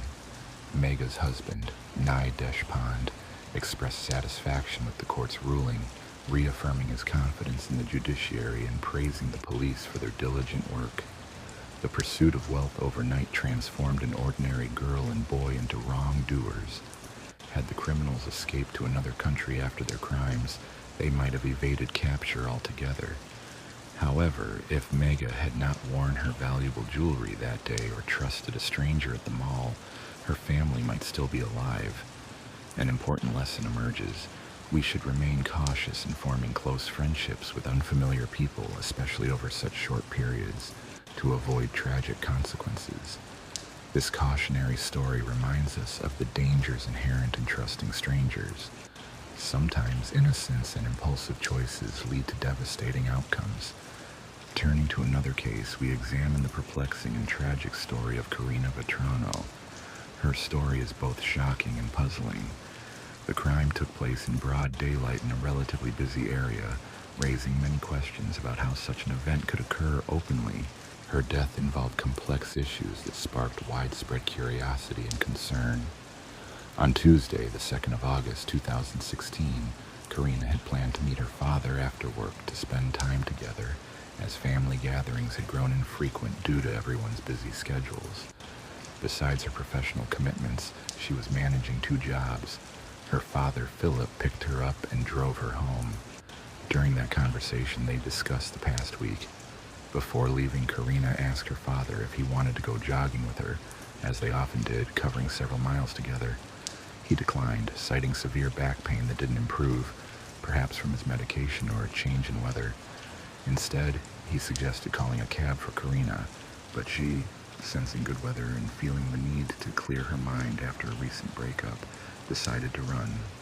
The weather was beautiful, with a pleasant breeze and warm sun, so she chose to politely decline her father's offer. She was training for an upcoming marathon and aimed to stay active as a way to cope. That evening proved to be their last encounter with her. She left home at about 5:45 p.m., never returning.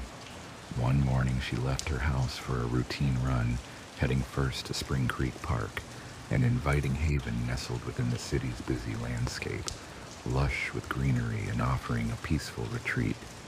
However, only a small section was designated for walking. The rest was overgrown with dense thickets and swampy areas. Her father, Mr. Vetrano, had advised her to stay on familiar paths and avoid strangers, but she ignored his caution in her quest for solitude.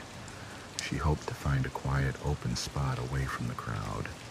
Suddenly, her peaceful exertion turned into a nightmare when she was struck by a sharp blow to the back of her head and collapsed. This impulsive decision tragically ended her life. Meanwhile, back at home, her absence raised growing concern. 2 hours had passed since she was expected home, and her parents' calls went unanswered despite her assurance to keep her phone nearby. Anxiety took hold, prompting her father to seek assistance from a neighbor, the chief of the local police. Their good relations reassured him that no concern would be dismissed lightly. By the time the police were alerted, a thorough search ensued. Officers and search teams combed the park and nearby streets, deploying trained dog units, knowing that the first 24 hours after a disappearance are often critical. Meanwhile, Mr. Vetrano, along with volunteers, scoured every inch of the park himself, calling out her name and checking under bushes and through tall grass. As evening approached, he noticed a glow among the bushes. Mistakenly thinking it might be her lost phone, he moved closer. To his horror, he discovered a partially clothed female body lying face down in the grass. Turning her over, his heart sank as he recognized the familiar face, his daughter Karina. A piercing cry escaped him as the grim truth settled. Her disappearance was far more devastating than losing her phone. Law enforcement arrived swiftly after hearing his shouts, sealing off the scene and cautioning against touching anything to preserve evidence. On the drive back home, Mr. Vetrano was overwhelmed with grief and confusion, haunted by memories of past moments. He struggled with how to share the devastating news with his wife, haunted by new images that threatened to overshadow the memories they cherished. From an early age, Philip took pride in Karina, who was always obedient, well-mannered, and intellectually gifted. He vividly recalled the moment he first accompanied her to school and her remarkable academic achievements, which laid a strong foundation for her later pursuits. Karina earned advanced degrees, including a master's in speech pathology from St. John's University, driven by her lifelong dream of helping children. She dedicated herself tirelessly to working with autistic youngsters. An avid traveler and writer, Karina also harbored a passion for sports, particularly running, a shared interest that drew her even closer to Philip. He often vigilantly observed her suitors, driven by paternal protectiveness and a hope that she would find genuine love and establish a stable family, similar to his own with Kathy. He looked forward to welcoming a future grandchild with eager anticipation. The journey back home seemed to stretch endlessly as they neared their house. Upon reaching the entrance, Mr. Petrano paused to gather himself, taking a deep breath, relieved that no explanation was necessary. Her understanding was instinctive and complete. Kathy, overwhelmed, approached her husband and embraced him tightly.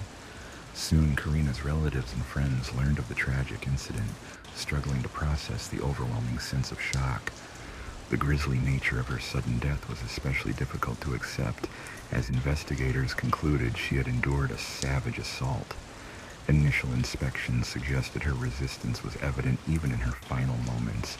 Her clenched fists, bruises, and abrasions on her once vibrant skin painted a harrowing picture.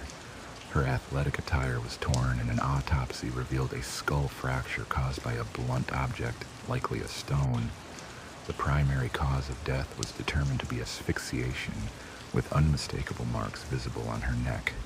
Forensic experts found evidence of a violent struggle under her fingernails. Dirt and grass indicated she had fought fiercely to free herself, and her mouth bore signs of having been bitten in her efforts to defend against her attacker.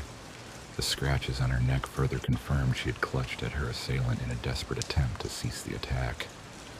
Shortly after this devastating event, new information emerged from Princeton, Massachusetts. Another woman, out for a walk in a secluded grassy area, was found dead under eerily similar circumstances. The cases appeared identical at first glance, prompting concerns about a possible serial offender operating across the country. DNA analysis was ordered to compare evidence from both scenes, as investigators hoped for clues to identify the perpetrator. Remarkably, the genetic samples collected proved to belong to different individuals, dispelling initial fears of a single attacker. It became clear that most lethal crimes of this nature involve separate offenders, highlighting the complex and unpredictable nature of such tragedies. Following the attack, police faced the challenge of uncovering the perpetrator's identity, especially given the close proximity of a suspect, someone known to the victim. To leave no stone unturned, the victim's father provided his DNA after being the first to discover her body, and eventually all her relatives underwent testing. Nevertheless, these efforts revealed no matches, leaving investigators without a clear suspect. To deepen their inquiry, they interviewed friends and family, seeking clues about any potential enemies or ill will, but found no signs of animosity. Karina was universally respected and loved. With traditional leads exhausted, detectives shifted their approach, proposing a new theory. Someone with personal motives might have targeted her in a secluded place. Desperate for assistance, they announced a reward of $10,000 for information that would lead to an arrest. The appeal drew widespread attention, yet despite exploring roughly 250 leads, conducting over 600 genetic tests, and compiling more than 1,700 reports, results remained elusive. The suspect appeared to have no prior record of similar actions, or perhaps had avoided capture in previous incidents, complicating the case further. On the 31st of August, 2016, a utility worker approached police offering critical new information. He recounted that, at the time of Karina's death, he was in a restricted area of the park when a man suddenly emerged from the bushes and fled in a particular direction. Based on his testimony, authorities created and shared a sketch of a suspect in December of that year, hoping to generate new leads. However, the image was considered ambiguous, as it might have depicted a passerby caught abruptly in the scene. The release of the sketch did little to advance the investigation, which soon returned to a lengthy pause. Recognizing the need for additional resources, the Federal Bureau of Investigation joined the case on December 4th, 2016. Their first step was to develop a psychological profile of the suspected perpetrator. Experts indicated he was highly familiar with the park, especially the area where the attack occurred, implying he likely lived nearby or continued to frequent the vicinity. Fearing detection, he probably avoided that particular zone now, understanding it as a place of risk. This knowledge prompted authorities to carry out screenings among local residents, especially African American men, but no breakthroughs emerged from these efforts. Meanwhile, attention turned to Chanel Lewis. His background was fairly typical among young men in Brooklyn's low-income neighborhoods, residing about 4 or 5 miles from Spring Creek Park. Unemployed, he lived with his mother and 3 sisters along with their children. However, one distinctive detail was his diagnosis of paranoid schizophrenia, which brought additional complexity to his case. Despite his mental health challenges, Lewis had completed education at a private school, tailored for students with emotional and behavioral difficulties. Former classmates remembered him as a quiet, solitary individual who often faced bullying. He was reportedly intimidated and physically assaulted by some girls and lacked genuine friends. Some peers noted he sometimes responded with limited attempts at self-defense, though those efforts were generally ineffective. Chanel frequently faced ridicule for his appearance, often wearing a hoodie and smirking as he walked away from difficult situations, which earned him the nickname African Lizard. A 17-year-old student, Danielle Muniz, described Chanel as bright and academically capable, recalling how he enjoyed sharing humorous videos during bus rides. She emphasized that she had never seen him display cruelty. Nonetheless, some reports suggested that Chanel once claimed he wanted to harm all girls, even asking what might happen if he brought a weapon to school. Dr. Edward Donna, the director of the school Chanel transferred to, stated there were no reports of threats during his time in middle school, nor did he face disciplinary actions. He recalled never hearing Chanel make threatening remarks towards classmates. Despite this, Chanel was known to be a troubled teen, often bullied and dreaming of a career in social services to help those in distress. When family conflicts arose, he would frequently wander the streets and visit the park. Chanel had several minor encounters with law enforcement, including 2 violations in Spring Creek and an incident for public urination. In May 2016, he was reported for loitering with a crowbar in a local store. Officers checked his ID and released him since he had no prior offenses, though police records kept this incident, which later became relevant in a separate case involving Karina Vetrano's death. In February of the following year, Detective John Russo, involved in the Vetrano investigation, recalled noticing a young man in a hoodie roaming the park repeatedly. Russo once attempted to follow him, intrigued by his slow movements and long stops near houses, as if scouting for potential burglaries. The officer lost sight of him but continued to watch for similar individuals after a nearby store owner reported suspicious activity. 2 months later, police focused on Chanel Lewis, matching his description to a suspicious person seen near the park. Inquiry into Chanel's background revealed that he had expressed a desire to harm girls, which heightened suspicion. On the night of the crime, after a family argument, Chanel had gone to the park. When he returned, he appeared disheveled, with torn clothing, bruises, and abrasions. His mother reported that he claimed to have been attacked, a story that coincided with a witness's account of a man fleeing the scene. Further, Chanel's father, a former school principal, took him to the hospital on August 3rd to treat serious wounds, including cuts and an injured hand. Medical records supported the story that he had been attacked, though similarities between these injuries and the crime scene raised questions. On February 4th, 2017, Chanel voluntarily went to the police station, providing DNA samples. Officers wondered why he consented to such testing, which was unusual. The following morning, Chanel admitted his presence in the park around 5 o'clock, adding a key piece to the unfolding investigation. On August 2nd, in 2016, Chanel clarified that he was walking along dirt paths listening to music rather than moving through dense shrubbery. He admitted that he encountered a young woman jogging with her phone in hand. When questioned by investigators about what transpired upon meeting her, Chanel nodded quietly and confirmed that he was in the park trying to distract himself from a family disagreement. He then recounted that he decided to follow her, and when she passed by, he suddenly grabbed her shoulders and threw her to the ground.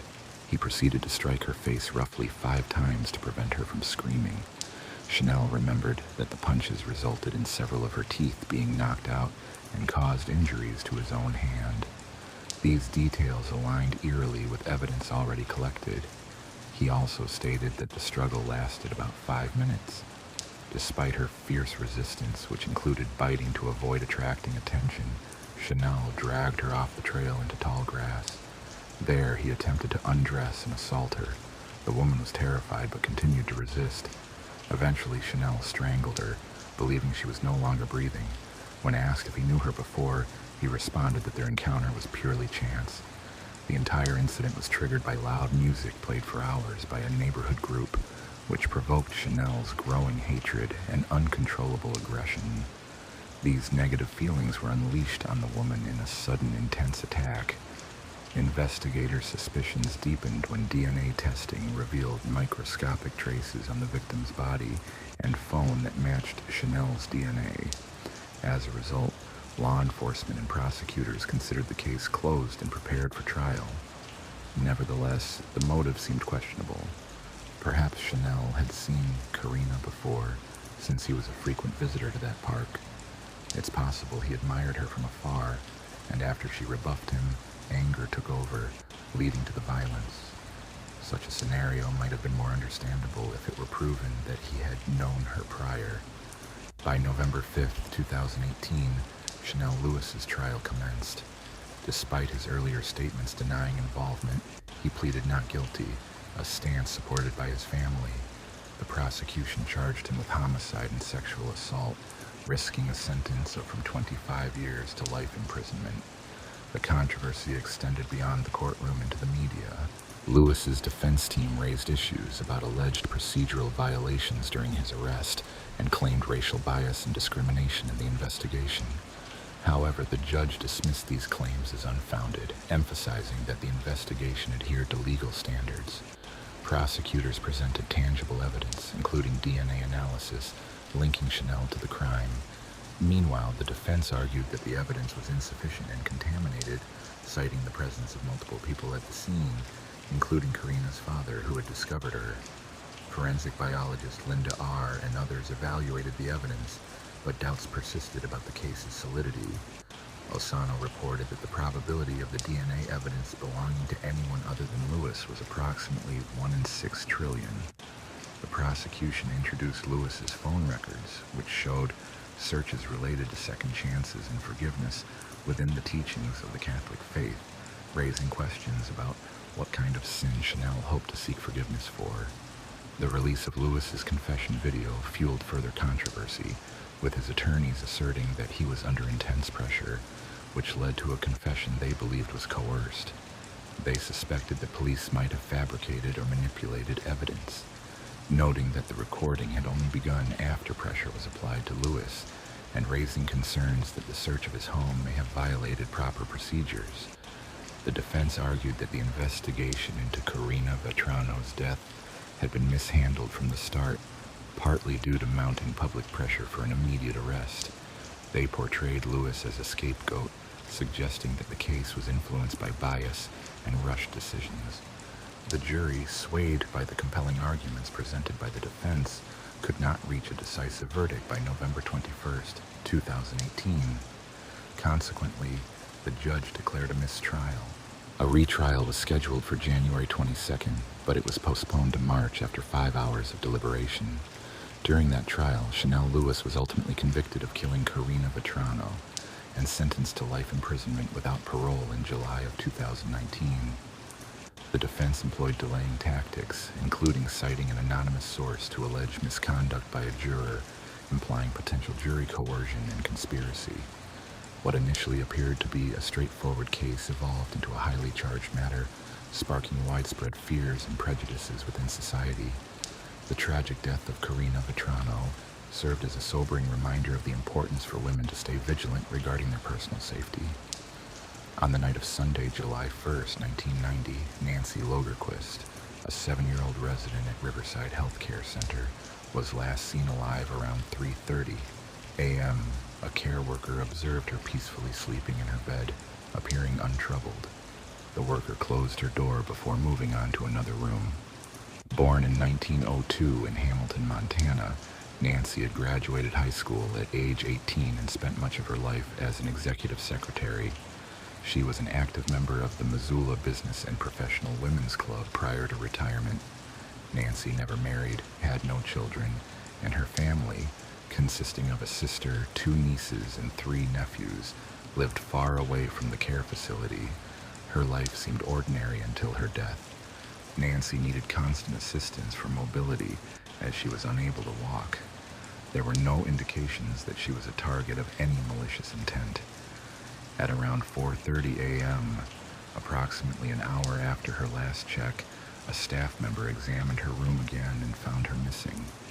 The staff members in the building scrambled to search for her but quickly realized she was nowhere to be found. 11 minutes later, at 4:41 a.m., the alarm was raised. After connecting the emergency services about NY's disappearance, police swiftly arrived on scene with search and rescue teams. They launched a thorough investigation of the residence and its surroundings, which was situated near the Clark Fork River. In pursuit of the missing person, law enforcement deployed boats along the water at dawn. Several hours later, at around 6:30 in the morning, the search was ultimately suspended. During their investigation, authorities discovered Nancy's remains near the riverbank, approximately 30 minutes downstream from Riverside. Her death was described by police as a ritualistic act, characterized by brutal violence. Investigators revealed she had suffered injuries consistent with being assaulted with an object, after which her body was discarded into the river. This scene presented a significant challenge for investigators because the water had carried away much of any physical evidence that might have existed. Her diaper was never recovered, and the police have not identified the weapon believed to have been used, which has also remained missing. Early evidence suggested that the perpetrator entered and exited the home through a window in NY's bedroom. The window showed signs of having been cut, yet the suspect had left no footprints, fingerprints, or other traces on the window or elsewhere inside the room. Alarm systems at the home remained functional, yet none were triggered, making it unlikely that any alarms alerted the household to a nearby intrusion. It is uncertain whether police thoroughly dusted the residence for fingerprints, but given the frequent presence of residents, staff, and visitors, the task of finding definitive prints would have been quite difficult. The only concrete lead in the case was a witness who observed a man near the property around 4 o'clock in the morning. But beyond this, the investigation faced many uncertainties. Walking in the wooded area of the nearby Missoula Athletic Club, away from the river and toward East Broadway, a description emerged of a man estimated to be between 30 and 40 years old. He was roughly 180 to 200 pounds, with medium-length light brown hair, a mustache, and brown-rimmed glasses. On that day, he wore an untucked white and brown striped t-shirt that was longer in the back, tan button-front shorts, and white tennis shoes with matching socks. Witnesses noted that he seemed not to be a suspect, but rather a person of interest, as he was sought for questioning. It remains uncertain whether he ever interacted with law enforcement or even been officially identified. Reports flooded in because of the vague description, but with limited family ties, investigators quickly dismissed any personal connection. Attention then shifted toward staff members at the facility, as employees familiar with the layout and security procedures could be potential targets for an insider. Police suspected the crime might stem from inside the organization, focusing on one male staff member who was eventually cleared of involvement, but left the care home less than a month later for unknown reasons. After ruling out staff, authorities considered the possibility that an outsider committed the act, noting that security seemed to concentrate on exterior doors rather than windows. They speculated that Nancy was chosen simply because she was in a room facing the river with no other apparent motive. Multiple interviews with a man named James Bailey were conducted, but he was ultimately eliminated as a suspect. Investigators then revisited witness statements about previous suspicious incidents at the home, leading them to scrutinize the case of an 86-year-old woman named Bertha Scott. She, a patient with Alzheimer's, was found dead in her bed on May 2nd of 1990. To prevent her from wandering, she was restrained at night, and given her history of heart disease, her death was initially thought to be natural. Neither her family nor staff considered it suspicious, except for one nurse who observed a bruise on Bertha's neck. She was buried without an autopsy, and around that time, suspicious tampering with the windows in the physical therapy room was noted but never thoroughly investigated. Following the nurse's comments, police decided to exhume Bertha's body to verify her cause of death, and shocking evidence emerged that she had been assaulted and strangled before her passing. Bertha, born in Pennsylvania in 1904, had married 20 years after her birth. She relocated to Missoula 2 years prior to her death, mainly to be closer to one of her surviving children, as 4 of her 6 children had predeceased her. During Bertha's medical examination, a significant discovery was made. A large number of her grandchildren were present, yet a sample of her tissue was collected. Unfortunately, the sample had deteriorated beyond usefulness, making it impossible to develop a DNA profile that could assist authorities in identifying her. As a result, investigations into her case stalled, and no further progress was made. Similarly, 2 other unresolved cases grew cold over the years. In 1992, authorities arrested a man at a different care facility for an incident involving one of the residents. Yet at the time of the incident, he was incarcerated, preventing any real connection to the crimes. Police also considered Lloyd Chase Allen as a potential suspect at the same time. However, he was also in prison during the period when these events occurred. In 2002, a witness from the Mullion reported that several care home residents had spoken of a man wandering the hallways at night. Staff members, however, remained skeptical, as the residents' memories and accounts were often unreliable. It is conceivable that the individual was real, and that other cases similar to Bira's involved residents who died from natural causes. Without concrete evidence such as DNA analysis, confessions, or further inquiries, these cases remain unresolved, and comprehensive closure seems unlikely. Kisara Stops Pretty Places was born on August 14, 2001, into a large family connected to various Native American tribes in Montana, including the Crow and North Cheyenne nations.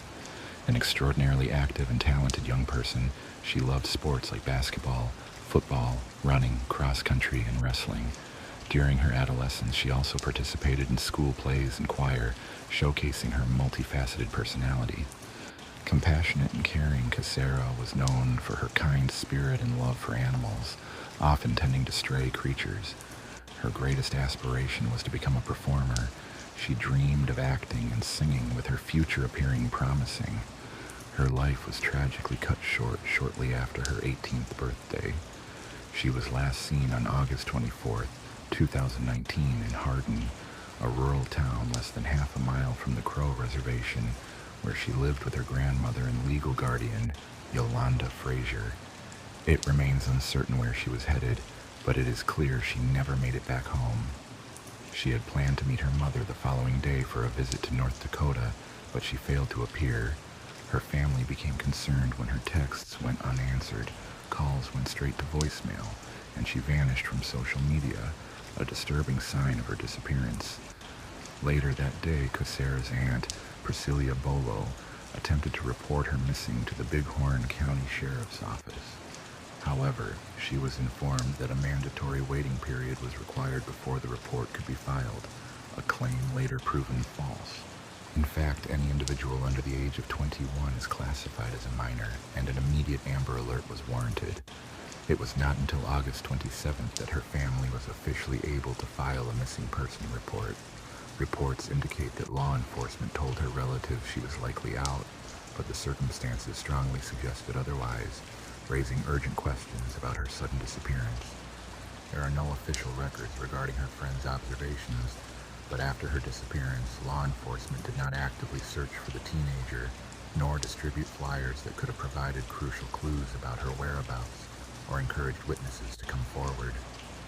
Priscilla sensed that due to Kerr's troubled past and repeated instances of running away, authorities underestimated the seriousness of her case. Despite her limited public history, recent reports mentioned that she struggled with alcohol. In April of 2019, she was found unconscious at school after being heavily intoxicated, requiring urgent medical attention. On August 29th, a jogger passing through the Hardin suburb spotted a body lying near a woodpile in the backyard of a residence at the intersection of Mitchell Avenue and Rangview Drive, the same area where she was last seen alive just 5 days earlier. The homeowner was away when the body was discovered and had no connection to her. News of the discovery quickly spread on social media, causing her family to become anxious about the worst. Priscilla went to identify the body but was turned away, unable to view the remains, as local authorities had not yet announced the find. Her family later visited the local mortuary on September 1st, hoping to see the remains, but they were told the body was not theirs. It wasn't until 10 days later that the authorities confirmed the body was indeed Kerr's. The coroner determined she had died on August 26th under suspicious circumstances, yet her decomposed remains made it impossible to establish the exact cause of her death. The family pressed law enforcement for answers, and on September 12th, Kerr's mother was informed by Terry Bullis, the county coroner and mortuary owner, that her daughter's remains had to be cremated for return to the family, despite their cultural beliefs and desire for further examination. Furthermore, although the family wanted her funeral arrangements to be handled by a funeral home in Montana, Bullis insisted on using his facility, prematurely ordering her cremation before other relatives arrived. On September 14th, they located the site where her body had been found, aided by nearby residents. They had tried to visit earlier, but found the scene no longer cordoned off or marked. At the scene, they conducted a ritual and observed that it was highly visible and in a busy area. A neighbor, Jason Cummings, who had discovered the body, shared his account with the family, underscoring how quickly the scene was accessible to the public. The police had removed Kerr's phone from her possessions and advised her family to charge it so they could access potentially vital information. However, authorities seemed to overlook this recommendation. Kerr's family later questioned why the crime scene hadn't been secured to prevent contamination, emphasizing the importance of preserving evidence. 5 days after her death, on September 19th, they brought the case to public attention through media channels. The local newspaper, the Billings Gazette, informed them they had called the sheriff's office daily for updates, but had not been informed about the investigation. On that same day, Kerr's mother, Yolanda, and her father, Alan, met with Captain Mike Fuss of the Bighorn County Sheriff's Office. When they inquired why he hadn't contacted the family or returned their calls, Fuss claimed he had been preoccupied with other cases. They also questioned why the scene had not been officially sealed. Fuss explained that the scene was only secured if officers arrived first. If investigators showed up earlier, sealing was unnecessary. The family pressed further about Kerr's phone, demanding why law enforcement hadn't attempted to activate or examine it. Fuss seemed surprised, claiming the battery was dead and that even the FBI couldn't access it. The family contested this, noting they could have charged the device to view recent communications. Fuss maintained that access was impossible, suggesting no vital information could be retrieved. He also implied that Kerr's death resulted from alcohol poisoning, based on where she was found, and appeared upset when the family offered a reward of $5,000 for any helpful tips. Additionally, Fuss disclosed that the lead investigator, Jeremy Middlestead, had resigned, citing personal difficulty with the case. Notably, law enforcement officials had not interviewed Kerr's family until that point. The family also spoke with Jay, the Bighorn County attorney, who informed them that coroner Terry Bullis, who also ran a funeral home, had a conflict of interest. County medical examiner Harris further explained that Bullis rapidly attributed deaths to alcohol or natural causes under his coroner's role.